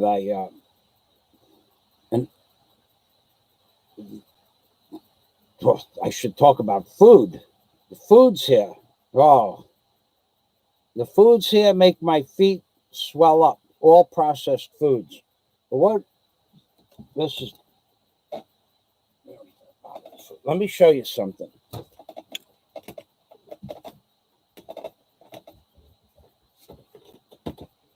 I have 5 bottles I made for Maria, like this. 5 bottles this big. It was an orange drink, kind of like Tang. Okay, now Daisy bought this a couple of years ago, and I found it in a box, one of my food boxes, and I made it makes a gallon, a little more than a gallon, because a gallon is too sweet. And I made 5 bottles like this, and I drank, I would say about this much out of a smaller bottle. I'll show you the bottle. Let me show you how much I drank out of a smaller bottle. I'll tell you what, the stuff, whatever they're putting in the foods here, I'm keeping them in the refrigerator for Maria because I don't know how long when I'll get to her, but about this much from the top to here. This much of this stuff, although it didn't happen, I guess that product's been in a box for 2 years. It was a new bag, a new box, a new, sealed envelope. But this much, and my feet swelled up. If this is my foot, it swelled up a full solid 7/8 of an inch on the top of the foot. That 7/8 of an inch higher, not around, 7/8 of an inch higher. My feet look like footballs because something in the foods, and more specifically this artificial sweetener stuff, something in the foods I'm allergic to. So I'll give it to the neighbors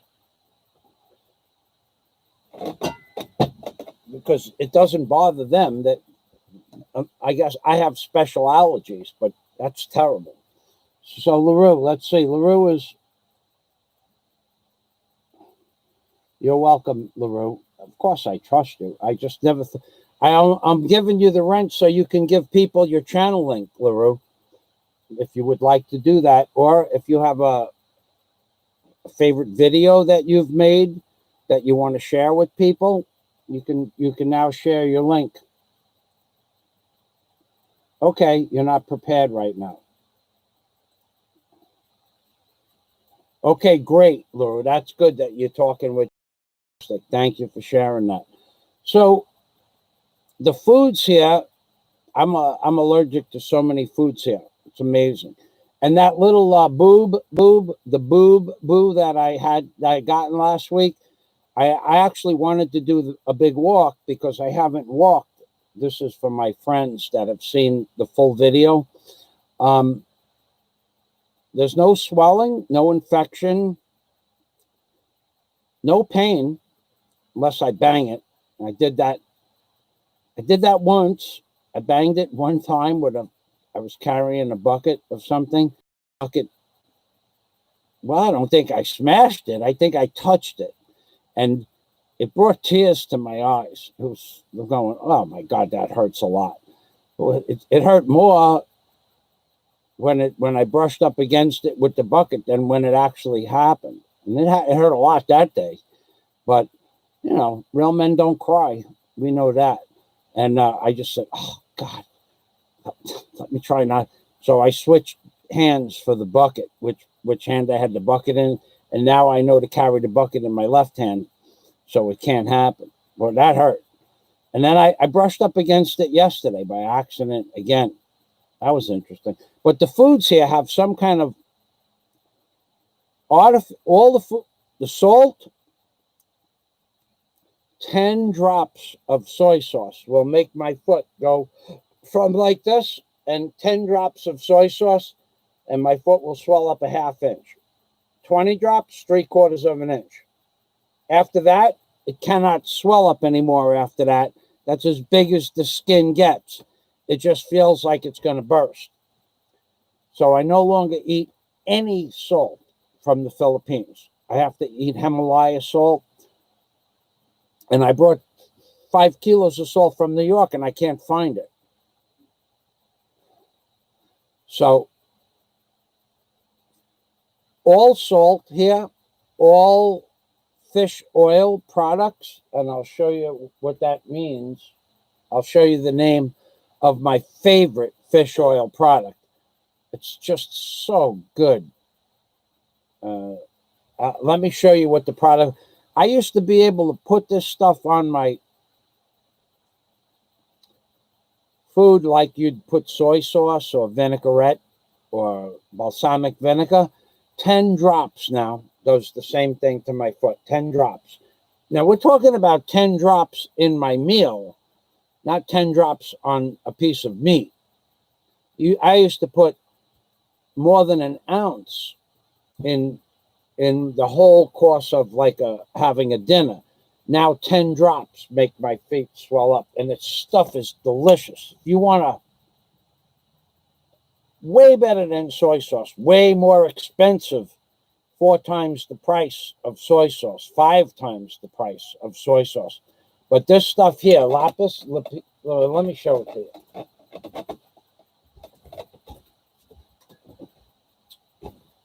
Lapis, patis, purified patis. Ingredients: fish extract, water, iodized salt, sodium benzonate, sodium benzate, patis. If you want an absolutely delicious flavor for your foods, patis. This is probably the most flavorful product I ever ate. And until I became, allergic to these products, I could literally use 1 bottle of patis like this in maybe 2 or 3 months. And that would be between Daisy and myself. 2 people would last 2 or 3 months. Now, 10 drops, and my feet swell up so much that there's no more room for the skin to expand. So this is going to one of the neighbors as well, but not Maria. Yes, host, says LaRue Seagrass. I have only my messenger, Jack Thompson, and I trust Jack Thompson is also a godly man, which he is. I've met here, and he is also a respectful gentleman. He certainly is that. And LaRue also says, I thank God because he allowed me to come here or found your channel where I met nice person and friends like Jack Thompson, John Escape, Mercury 3, Scott Del Fuego, Dennis Adams, and John Boone Bean. That's all true. They're all very nice people. Beacon 777. I got your message the other day. Thank you. I don't remember what I liked it, but I don't remember what it was. I got a lot of comments this week that I went through. If you want to refresh my memory, I know I liked the message that you sent, but I don't remember what it was.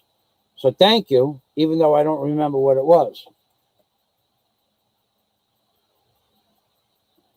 Thank you. LaRue is saying that she's met nice people. See, that's on my channel.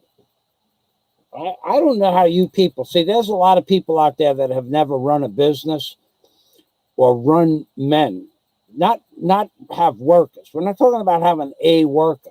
We're talking about having like a 10-man crew. And there's a lot of people out there that don't understand what it's like to run a crew of men, real men doing real work and a real life experience. Now, Scott mentioned before that I worked for the Dock Builders Union. Those guys, pretty much everybody got along with everybody else, but there were guys that were, didn't get along with some people, and you had to learn to work with them, especially when you were working out on the ocean. There's a lot of rules that nobody will, it's not in a book. Some of the rules are you're not allowed to fight on a barge or a boat. Fist fighting will get you evicted from the union immediately. That's it. You're gone. And no alcohol. You could drink. You could be in your car and get drunk or come out of a bar and go straight to work, but no alcohol on the water. There's a lot of people out there that don't know how to handle having other people the same way they don't know how to handle having real people work for them. Never made a payroll, never had a real construction crew of men that all have their own opinions and their own attitudes.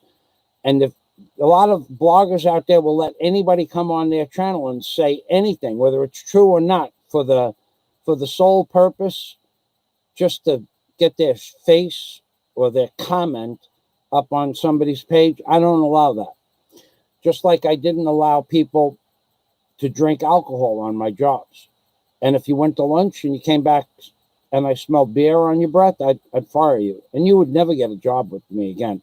It wouldn't be like, well, you could come back in 2 weeks. Maybe I'd hire you the next year. But that year, till the end of that calendar year, you weren't coming back on my crew. Pot, never coming back on my crew. Again, till next year. We'll try it again next year. So if you needed a job, I would tell people, don't come to my job high in the morning and don't get high on my job. And if you do, you're fired. And I fired a lot of people for getting high on my job. I don't care. At 4 o'clock or 5 o'clock, I didn't care if they had their dealer come to the job site. None of my business what they do after work. But from 7 o'clock in the morning till 4 o'clock in the afternoon or 3 o'clock in the afternoon, you're under my supervision, my rules, and underneath my insurance. I'll have none of that. So if you don't know how to control the people on a YouTube channel or a website or a blog, you allow people to come on other people's channels and say anything they want. I don't allow that. Okay. And I don't appreciate other people doing it. And now you're seeing some repercussions of, for me, I don't go to their channels. I don't watch their videos. Whereas if they would have not, you have a channel and you want to let somebody talk crap about me, I won't go to your channel anymore. If you continue with that, I'll simply say, look, I'm gonna tell you I'm gonna ask you to stop. Don't do it again. And if you don't stop doing it again, I might mention your channel. I might just do that. But I don't appreciate people to come to my channel and talk crap about other people using their name, especially. So, but other people feel it's perfectly okay. And now they are pretty much the joke of the YouTube community for allowing fake accounts, troll accounts, haters on their channel saying anything they want to say at any time of the day or night. Now they're getting hated on. I see it all the time. And, if you stay out of that, you stay out of it. If you're not smart enough to know who's a troll, tell them you want their phone number. You want to talk to them. I do. So anyway, LaRue has made some friends here. Viken777. Hello, friend. Good evening to you. So LaRue and Viken, thank you for knowing each other, I guess. Viken says, you're correct about working in construction, Rabbi. You're the boss for a good reason. Health and safety on site costs lives. That's right. I'm the boss not because my daddy put me in charge or any family. I'm the boss of my construction sites because I earned that right with my licenses for everything from general contractor's license to marine construction, deck, dock, and bulkhead building license, to my crane operator's license and excavation license and landscaping licenses. All of those licenses I earned by taking tests, and then all those companies were insured for that work. So that's why I'm the boss. Now I have this thing I tell people all the time that work for me, and some people laugh and some people think I'm kidding, but I'm not kidding. I'm the boss. If you want to be the boss, you can be the boss, and I'm nothing, which makes you the boss of nothing, and you need a new job. So now I would tell people that, and they would think I was kidding. When they would tell me, I want to do it this way, I'd say, no, I don't want to do it that. It doesn't work like that. No, but don't do it like that. It will not work like that. Okay? It just won't work. And that means I have to sling a 60-foot pole twice your way. My way will work. I know that. But if I do think your way will work, I'll try it. But as soon as I see it's going to work, I'll say thank you. If it's not going to work, undo the sling, take it off, move the sling where I want it to be. Because some we call them sticks that I picked up were 60, 70 feet long and weighed 3,500 pounds. And you got to pick up every stick different. I mean, you got to see what the stick looks like. And okay, so you're looking at a 60-foot stick, and you already looked at the sticks before you're going to pick them up with the crane, and you might even mark them, but probably not if you have a good memory. So you look at the butt end of the stick, and you look at whether it was just tipped off, put a point on it. And if it's wet, well, you know that stick is a heavy stick. Now, if you want to pick it up center, you got to move the sling not to the center of the stick, because on one end it's 18 inches thick, and on the top end it's 10 inches thick. You want to figure out where the center of gravity is. So every time I have to put a sling on and it's not in the right place, to pick the stick up, drop the stick in the water with the 1 wire, and then pick up the drop hammer with the 2 wire, which weighs 3,500 pounds. I want to pick the stick up slightly off center of gravity so that the butt end sinks down into the water straight up and down. I want the pole to hang. And I want to put the drop hammer over the top of the pole.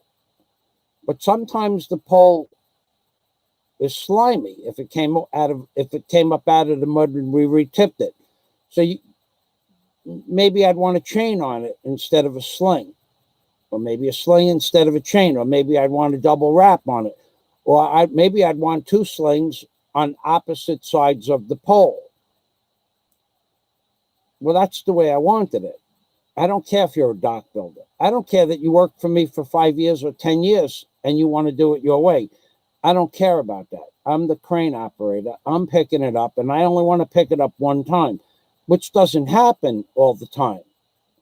Most picks, you got to pick the pick, maybe even put it in the water and see how it lays.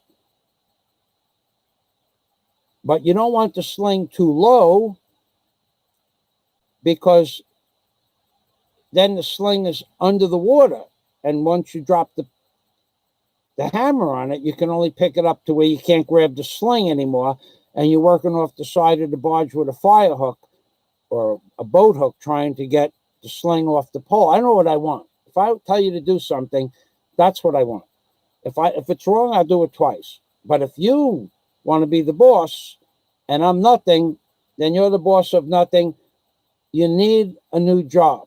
And that's the end of the conversation. There's not like, oh, all right, no. We've had this conversation a couple of times before. You need to go work for somebody else. Go talk to Tommy Piles. Simple. Go talk to Oli. They need a guy on their barge. I don't know if they do or not, but go do something else. Because I'm not going to argue with a guy when I'm operating a crane and have 4 or 5 men underneath me, and I can kill any one of those men by accident. Even the pole just is going like this, swinging in the wind. If it catches them between them and the gang box, it just crushes them. Tomato juice on the deck of the barge is what that person becomes.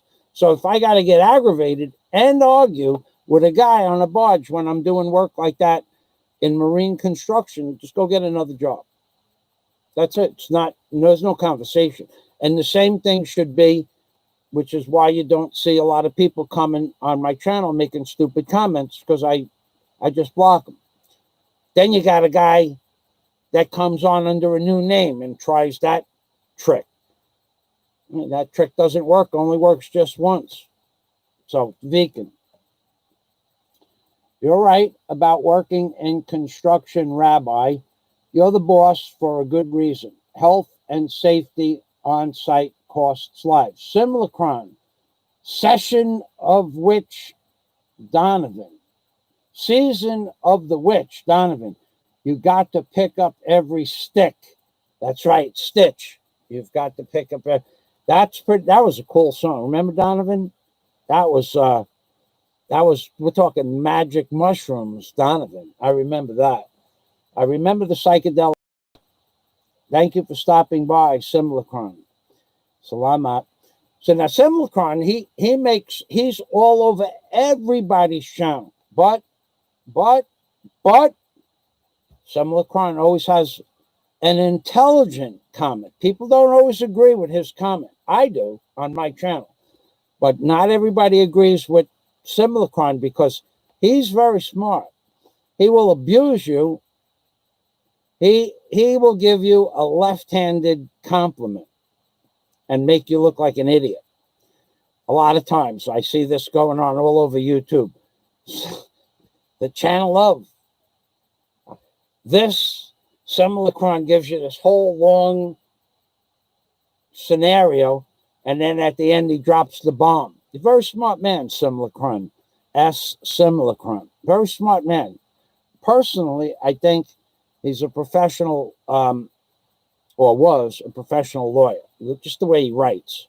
But I could be wrong. But he's really smart. He's smart like Scott Del Fuego with his ability to mince words, to cut you up into little pieces with words while not saying anything wrong. I like that.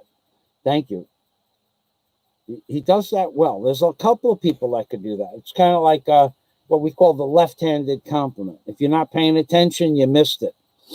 So does anybody have a question as to what's going on here in the Philippines, in Bohol? Because I could tell you not much, but one thing I would add is if you have a question, please post it.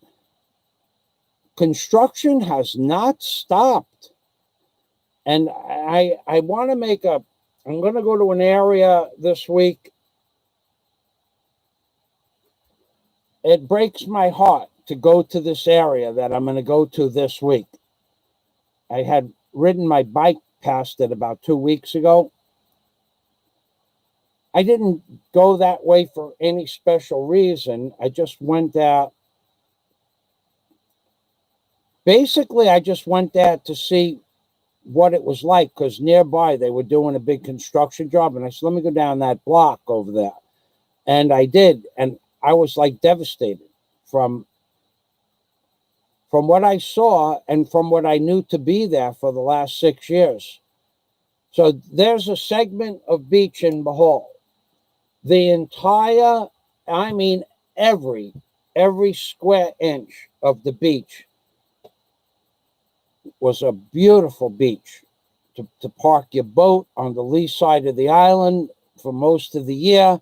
Every square meter of the beach from the high water mark back 35 meters back off the beach was nothing but fishing, people that fish to make a living. It's a fishing village. It's what was here for 400 or 500 or 1,000 years. Fishing village.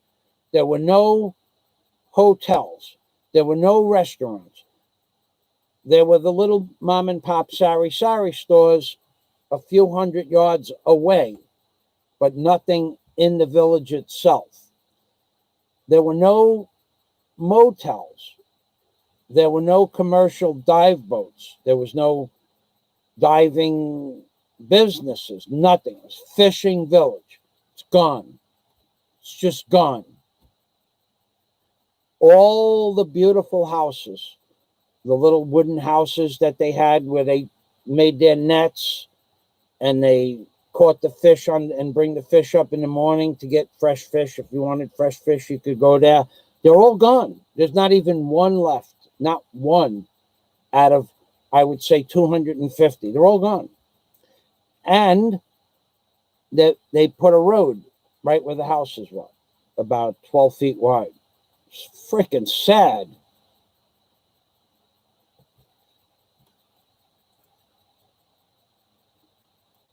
Good question, Deacon 77. 42. 42 is the answer of all questions and the reason of life itself. According to a movie my dad and I saw in Key Marathon in 1997. I think it was, you know what? It might be going back into 1995. It depends on when the movie came out. That was the year. What was the movie that there was a crew that came in and built the world, which reminds me of the cover of Time magazine, where all the scaffolding, they were rebuilding the world.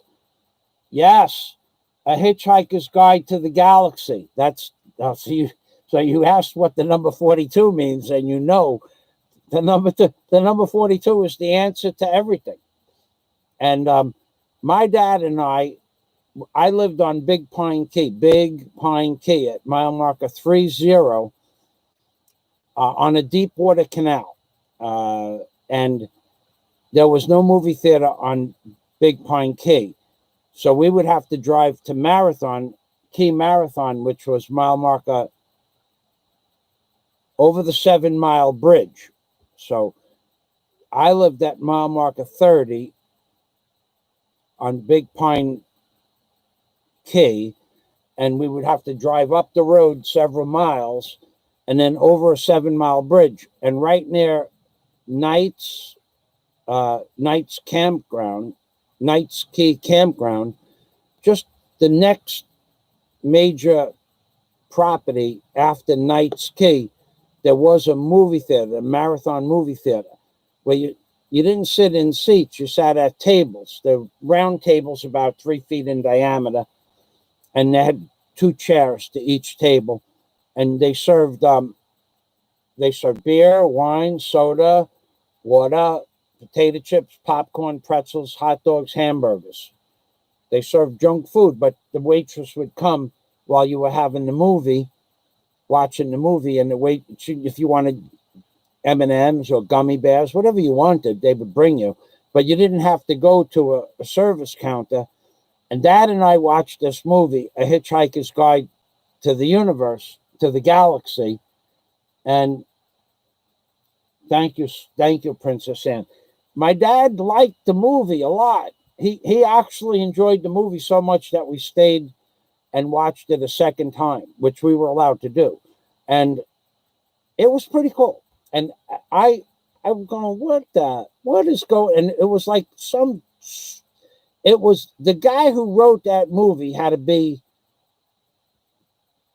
self-aware or spiritually aware or on acid. I'm not sure which one, or maybe both, because that is one of the most like bizarre movies, but makes sense. It's kind of like an abstract of what I think really goes on, but over long periods of time. So the Hitchhiker's Guide to the Galaxy was where people came in and built. If I remember, that was the last time I might have seen that movie. They came in and built a world. They built the whole world. They didn't just come and put people on it. They built the buildings, and they did the electrical work, the electrical grid, kind of like what the New World Order is doing, which is why that movie came to mind this week with the number 42, because I looked at the front, I think it was Time magazine, where they have scaffolding all up around what is the globe Earth. They call it the ball. It's not a ball. And the Earth is not round. But anyway, and that reminded me of the movie, A Hitchhiker's Guide to the Galaxy.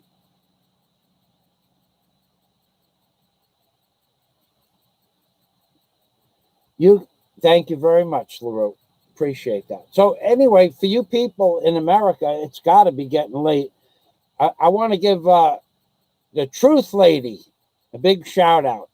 Now, you may have seen her on my channel. You're definitely going to see her in yesterday's live stream about politics. So let me tell you who the Truth Lady is without telling you anything about the Truth Lady. The Truth Lady, intellectually speaking, way high IQ, way high IQ, way not normal, above normal, way above normal. I can't judge from the hour or so of conversation that I had with, a little bit more than that. She knows everything there is to know about New York City, including politicians, graft, and which politicians were the most corrupt. And on the street, the same people that I grew up with in both her neighborhood, which were few, but all of the people in my neighborhood, which were many. I knew, and when I mentioned their names, she would rattle off information about these people. I'm going, how is it possible? You lived in Far Rockaway. And, that was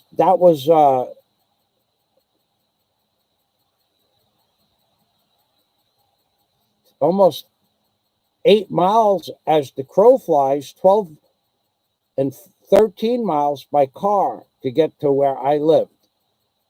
She knew everybody. And she was so cool to talk to. And she knows all about the New World Order. She knows all about the Club of Rome. She knows about the Illuminati, the Mason Society. She knows about everything.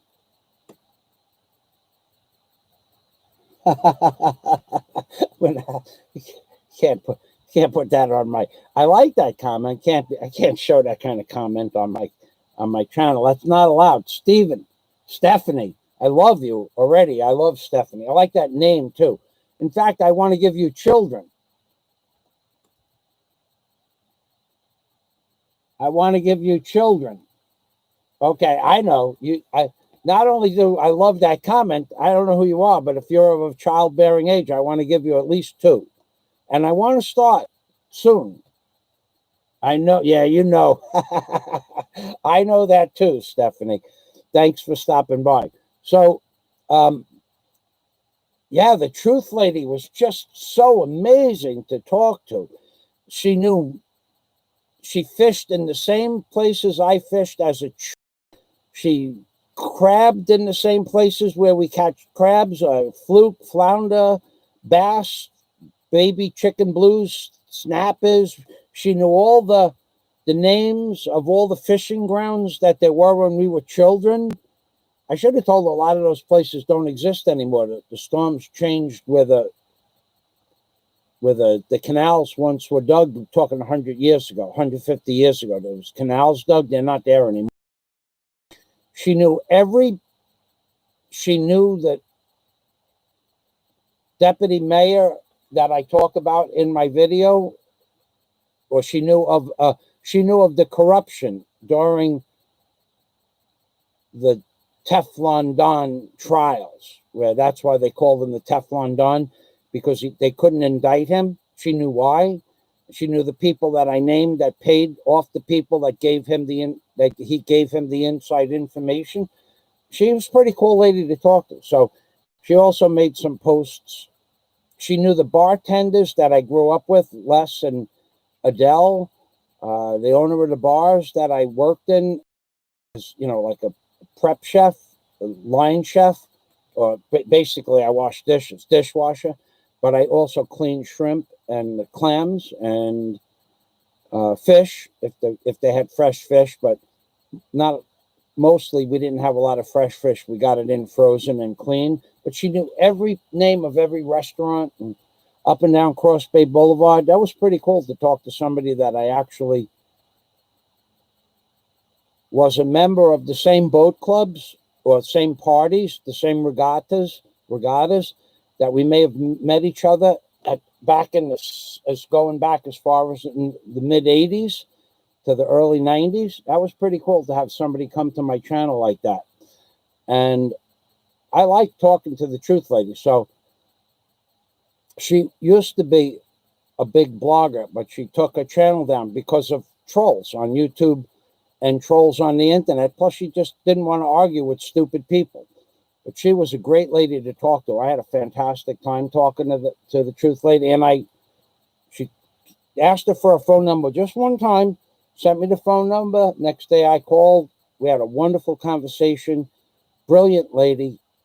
Brilliant when it comes to memory. Her memory is, she's 65, just like I am.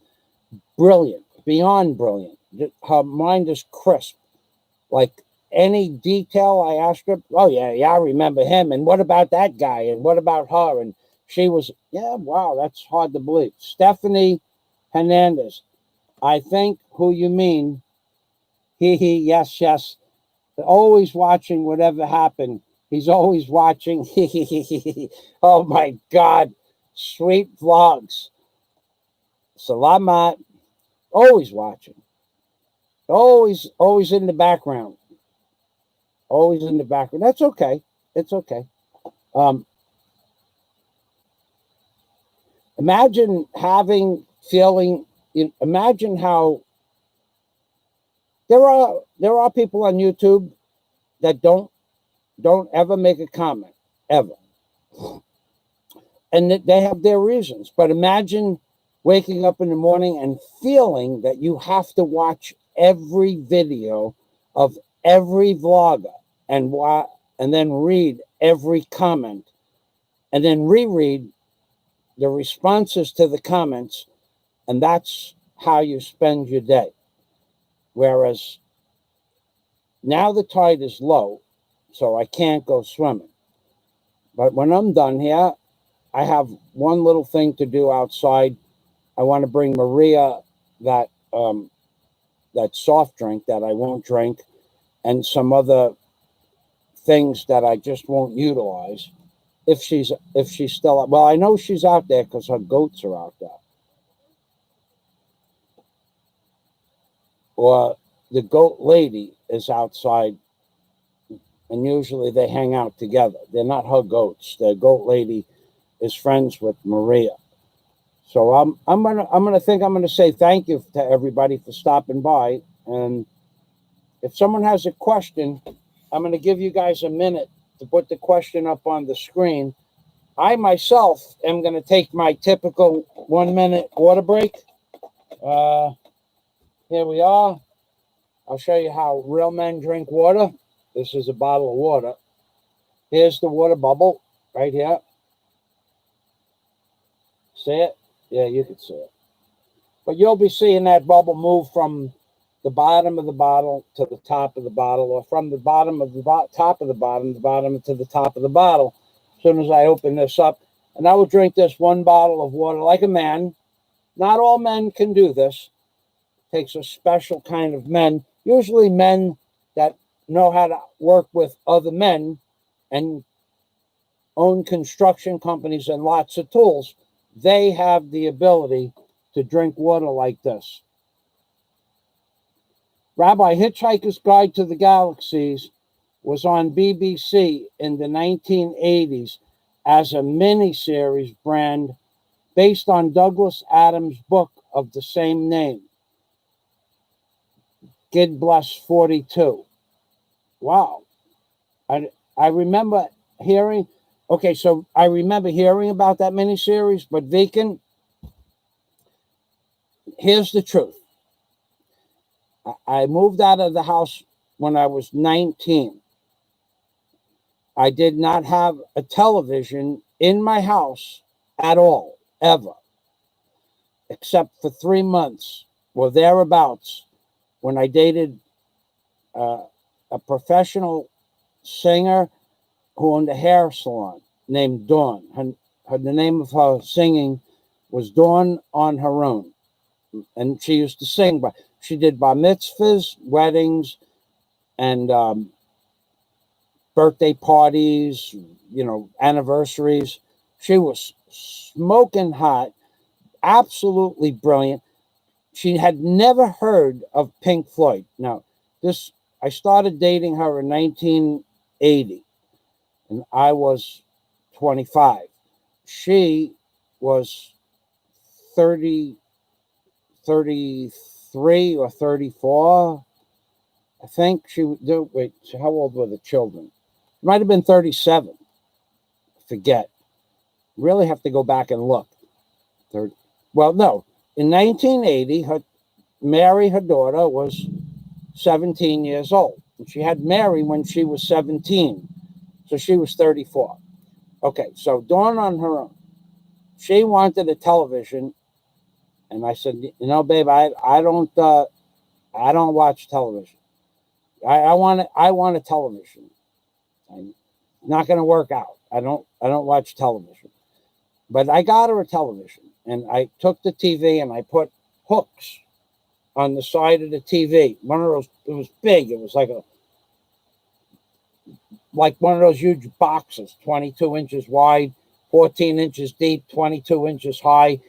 And I didn't have a stand for it, so I hung it from the ceiling on hooks, on a light chain, not a heavy-duty chain. And I would get up at 5 o'clock in the morning to go to work to get my men ready or my tools, or to go pick up my tools from the warehouse from the day before. And she would start work at the beauty parlor at 10 o'clock in the morning. But she didn't have to get there till 10:30 or 11 because her daughter Mary would open up the beauty parlor. Even though she was 17, she was a licensed beautician. And she opened up the shop. But Dawn would watch TV in the middle of the night, and it would keep me awake. And I would say, honey, I don't really want that television on. Shut the TV off. And it had a clicker too. I remember it was odd because it had one of those automatic clickers. And then she would watch it. I go, will you shut that thing off? And then the movie would end, and it would go beep, and it'd have like the siren before the channel went off in the middle of the night. And that's it. I got up and walked over to the television set and picked it up off the hooks that it would come off of, and yoked the rest of the hooks. The light duty chain broke, and I tossed it out of the third floor window. And it wasn't an expensive television, but enough is enough. Enough is enough. I mean, the girl watched TV all the time. That was her life. I don't like television. So that was the last time I owned a television, too, except I own a 1958 Philco Predictor television set. So I would not have seen that series. But I do remember going over somebody's house and seeing something about it. But I had no idea. I wouldn't remember that series existed unless you said it. But thanks. Yeah, I kind of remember it existing, but I don't think I've ever seen it. Probably be a cool thing to watch. But yeah, I never forget. I tossed, and I had to miss the limousines that were in the driveway. The guy across the street, John Dart Limos, Dart Limousine Company, Dart Limousine, D-A-R-T. I tossed it to the outside of the middle driveway. Next day, I had to go out and clean that mess up.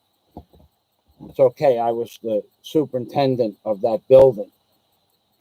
But she never wanted another television, and we dated until,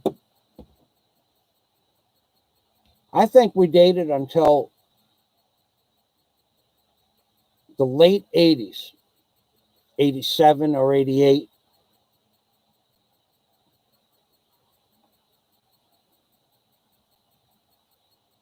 I'm trying to think if I was dating Dawn when I bought my barge back in 1988. Yeah, I did. I might have dated her till 89. Yeah, I remember her on the barge. She came on the barge a few times. She wasn't fond of the barge, but she liked the barge. So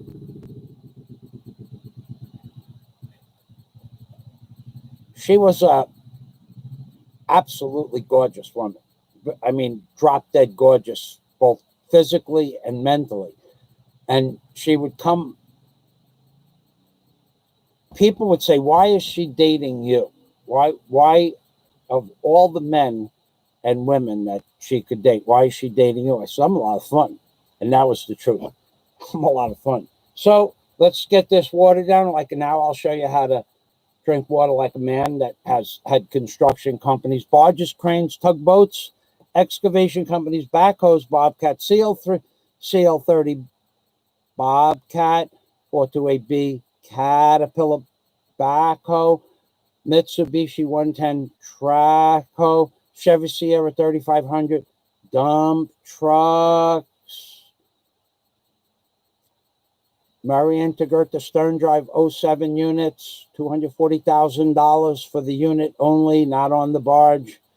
Self-propelled barges. Real men like that. Jack Thompson, Scott Del Fuego, Dennis Adam, Mercury. Real men that own tools. They can do this. They can do this. And not only when they do this, every time they're going to do this for the rest of their life, they're going to say Fazio, Fazio, Fazio, Fazio. They'll never drink a bottle of water without saying Fazio.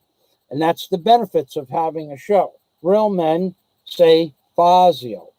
Ready?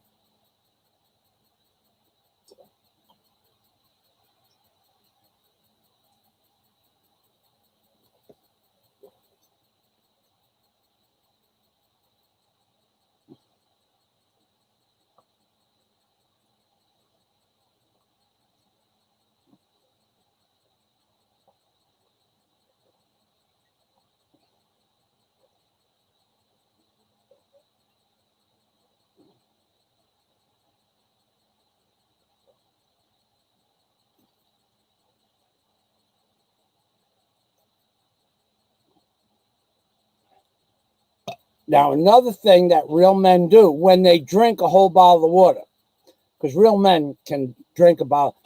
What a real man does while he's drinking the bottle of water is he's focusing on the enjoyment of the anise in the water, the flavor, because you can taste it. But more importantly, what they're not thinking about at all, nothing, the thought that doesn't cross their mind when they drink this bottle of water, they are not afraid of drowning. I heard a story on the internet the other day that if you drink a bottle of water, the whole bottle at one time, you could drown. And I was like, where would this come from? How could you drown drinking a bottle of water? I've been drinking bottles of water since I was a kid, a little kid. The whole bottle, one shot. One time, my big splurge in drinking fluid was one time I drank, and I know it's hard to believe, but I drank just shy of a gallon of iced tea. And that was the most I ever drank in my entire life. And it took a few minutes to do it. It wasn't something I did like, don't do. But I never took the bottle off my mouth, and I drank it slow. But it was just shy of a gallon because that's what was in the bottle. And my father looked at me, and Bobby looked at me, one of my men, and they said, "How the hell did you do that?" I said, "I don't know. I never did that before, but I did it." And actually, that was when I was going out with Dawn. Even my dad used to say, "How the hell did you get a girl like that? She's beautiful. She has money. She has a car. She has a business. I'm a lot of fun, Dad." He goes, "I know, but huh?" Because every man, I would bring her to a party, and I'd be dressed like this, with my deck and dock shirt on, Zolacraft deck and dock shirt, and my Timberland work boots. And I'd go pick her up at the nightclub. She'd work, and I'd go to sleep for a few hours, and at 4 o'clock in the morning, I'd go pick her up. And there'd be guys there with diamond pinky rings, $100 bills, stuffing $100 bills down her, in her in her shirt, and she was singing on stage. She was in a gown or a dress. She wasn't a stripper. She'd never do that. She had a lot of pride, and she would go, and I'd come in and walk in, and the club owners knew me. Most of them were on Queens Boulevard, in a Colombian neighborhood from like 39th Street to 75th Street, between Queens Boulevard and Roosevelt Boulevard, Roosevelt Avenue, mostly was Colombians back there, and that's where her beauty parlor was. And in and around that area, she lived on 66th Street in Queens Boulevard, 63rd Street, and and she go, here's the man of my life, the man of my dreams. Look at him. He got all dressed up for me. Because I would come in with a Carhartt jacket, a tank top, or a T-shirt, or a vest, depending on what time of the year. And she played the same clubs every night. And they would go, you're not real. You can't be serious. That's my boyfriend, Michael Fazio. And she would sing me a song and get me up on stage. And I can't sing a lick. And she'd dance around me. And that was fun. A lot of fun. I had a lot of fun. How could even my friends, when I brought her to a private party that you'd never, I don't even have pictures of those people. They would, no, I'm with Mike. He owns a barge, or he's a carpenter. Yeah, I love Mike. That was a lot of fun. So anyway, men, when they drink a bottle of water, they do not fear drowning. So Warren made a point of looking up, can you drown when you drink a bottle of water? And the answer is, you could if you put it down your lungs, but you can't if you drink it into your stomach. But what I think the guy who doesn't know too much about physiology of the human body, I think what they meant was you can get water poisoning if you drink too much water. But a lot of things have to happen before that. First of all, you have to drink too much water, which is hard to do. And second of all, you have to keep yourself too hydrated, which is hard to do. Now, I've heard of the thing called water poisoning, but I don't know anybody that ever got water poisoned. So if you're going to drink a bottle of water, the thing I can assure you is you're probably not going to drown. But every time you drink a bottle of water for the rest of your life, while you're drinking the bottle, especially if you start at the bottom and work at the top, or the top of the bottom, which is like the same top of the bottom of the flat earth and the bottom of the top of the flat earth, every time you drink a bottle of water from start to finish, you will say, Fazio, Fazio. You're thinking, Fazio, Fazio, Fazio. That's going to be, we'll call it the curse of the Fazio. Every time you put your lips to a bottle of water, you might think of Michael Fazio. But every time you drink a whole bottle of water, you have to think of Michael Fazio. You have to think of wait, let me try to make this clear. Michael Fazio, bottle of water. Michael, you are thinking of Michael Fazio. You are thinking of Michael Fazio. You will always think of Michael Fazio every time you drink a bottle of water. You will always think of Michael Fazio every time you drink a bottle of water. Every time you pick up a bottle of water for the rest of your life, you will think of Michael Fazio. You have to think of Michael Fazio every time you pick up a bottle of water and say, in the back of your mind, wait, let me get another bottle of water. In the back of your mind, I wish I had a bottle of water. I wish I was a real man.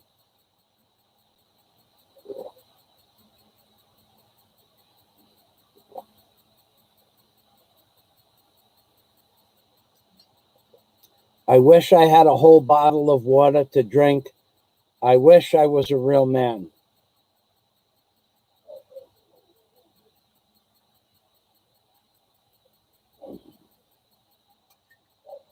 I wish I was more like Michael Fazio.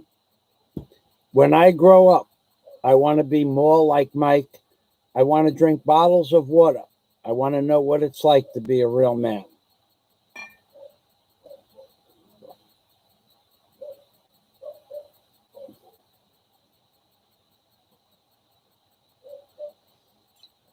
Before you go to sleep at night, you're going to think, in the morning, I'm going to wake up. In the morning, I will wake up and I will try to drink a bottle of water so I can be more like Mike. Mike Fazio is a real man.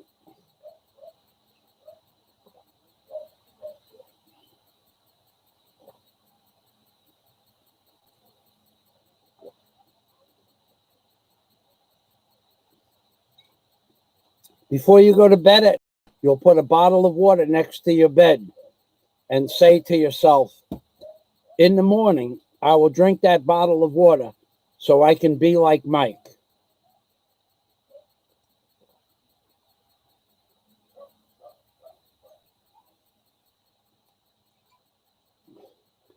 The one thing, the big achievement, if I don't do anything else between now and eternity, I want to drink a whole bottle of water all at once. I want to be a man. I want to be like Mike.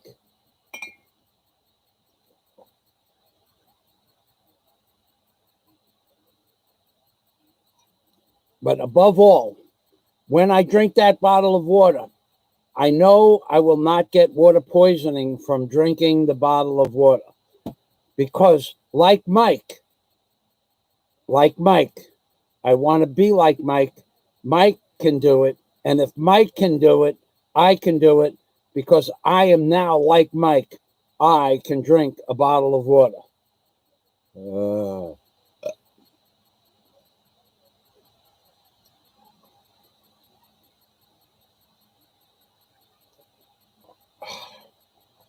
Oh my God, that's a big bottle of water.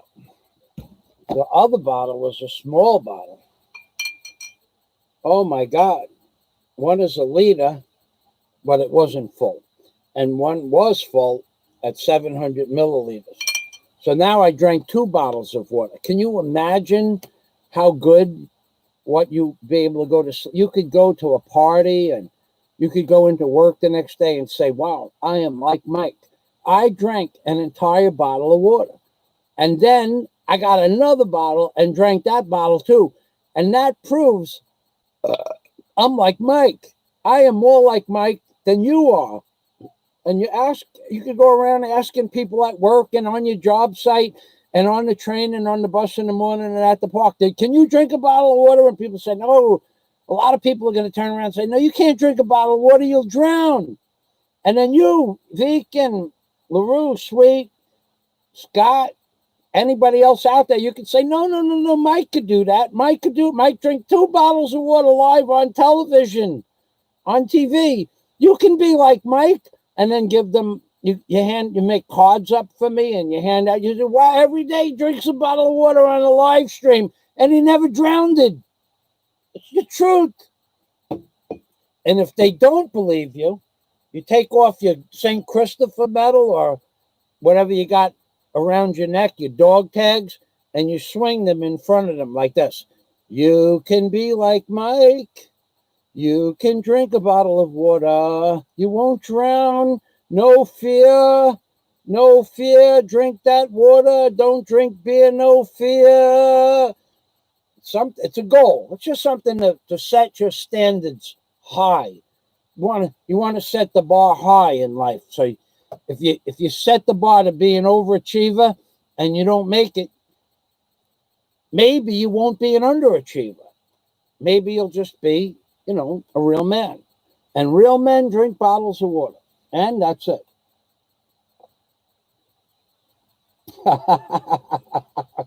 That's true. I ought to start my show with one of those, Vegan. Rabbi, I see your eyes light up on her memory. Dark and horse words come to mind. That woman, she could sing any song. Oh, I started telling you about her and music. She could learn any piece of music in an hour. She could sing the song without the lyrics. And I mean, so one day we were in my bedroom, which was which is where I had a little desk set up. It really wasn't a desk. It was like a portable desk, I didn't have an office in my apartment in 1980, but I had like a chair, and I had a little place where she had a microphone set up with the speakers, and she would practice her singing. So I put on an album called The Wall, and the one of the songs was playing Mother, Do You Think They'll Drop the Bomb? Who had never heard of Pink Floyd, Dawn, put the headphones on and listen to that song for, I don't know, the rest of the afternoon. And before night, she could sing the song without the lyrics, with the music playing perfectly to the vocals on the album. And then she went out and bought the music.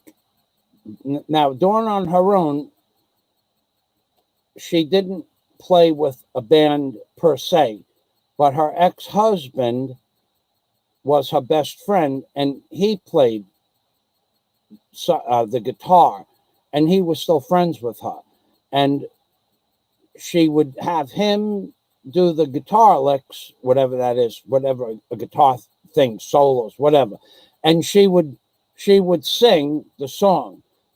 Or if there was a group that she would play with as part of a wedding ceremony or an anniversary, she would have that. She put that on her list. And that was one of her favorite songs throughout all her life. Now, we stopped dating.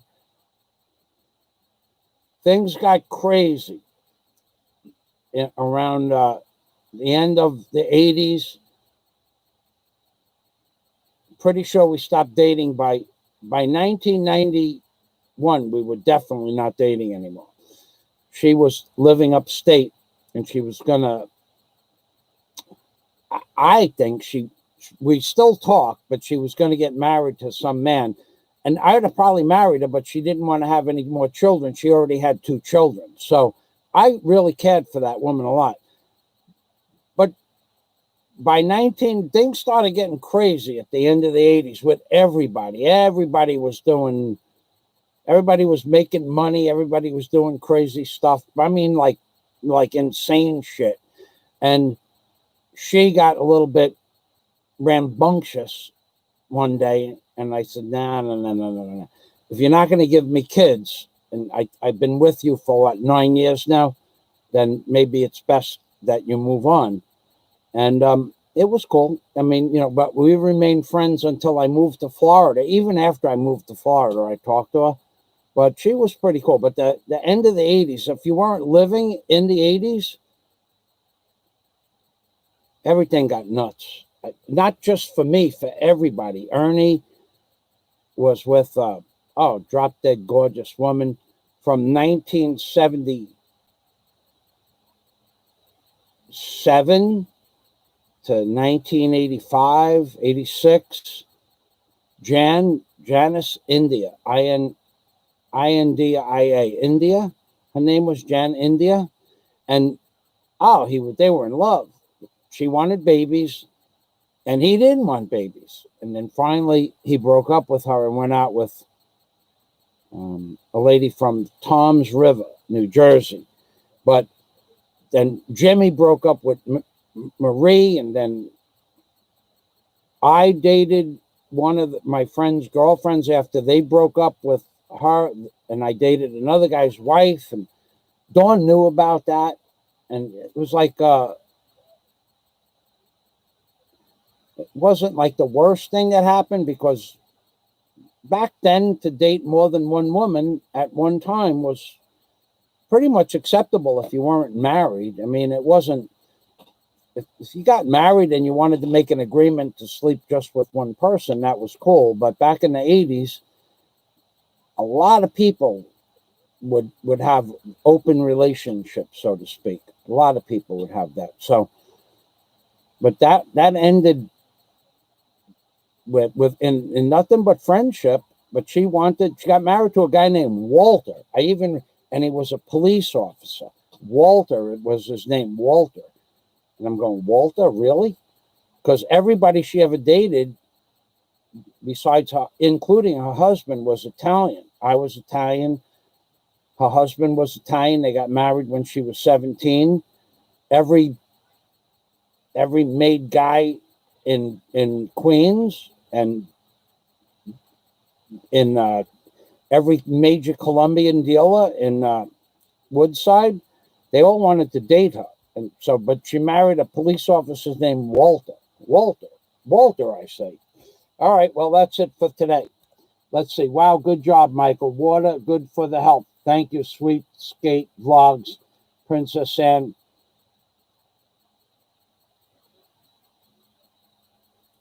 She was a wonderful girl, Deacon. Yeah. She was like, that was the 1980s for me. I mean, you had to understand what it was like living then and not being married. You'd go out with somebody for a few months and say, look, I'm going to see somebody else. And they would say, okay. And then a few months later, you could go back with them. It wasn't a big deal. Not everybody gets married or says to the woman, I'm going to marry you, and then goes ahead and gets married to every woman they meet. You can't do that. And you can't be upset or angry about breaking up with a woman, or if she breaks up with you. There's nothing to be angry about. It didn't work out. It's like when you have men that come to work for you when it doesn't work out. It's, look, you need to get another job. You can't work for me. But no matter how much they need a job, they can't do the job. Tell a guy to go fill up a dumpster with rock, break up concrete, throw it out the window of a basement, put it in a wheelbarrow, and then hump it over to a container and throw it in. Not everybody's made to do that. Not everybody can do it. All right.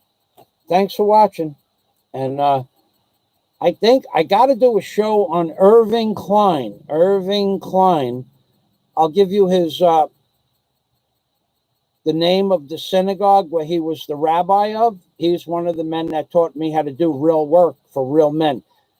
Even though he was a rabbi, he was probably one of the smartest construction people that didn't have a construction license that I ever met. And he was teaching me construction technique, carpentry, siding, roofing, and more importantly, concrete work since I was I was definitely 6 years old, 5 or 6.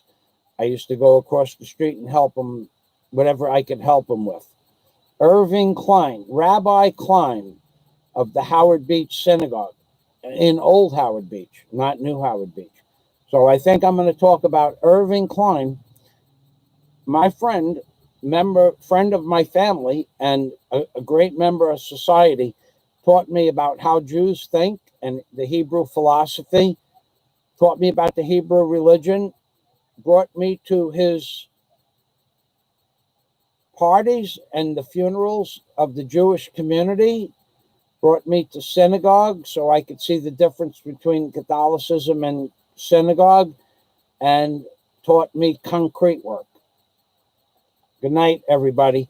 Thanks, Vegan. Have a nice night. LaRue, Princess Anne, Scott, anybody else that was out there, Simlacron, Salamat, thank you for stopping by.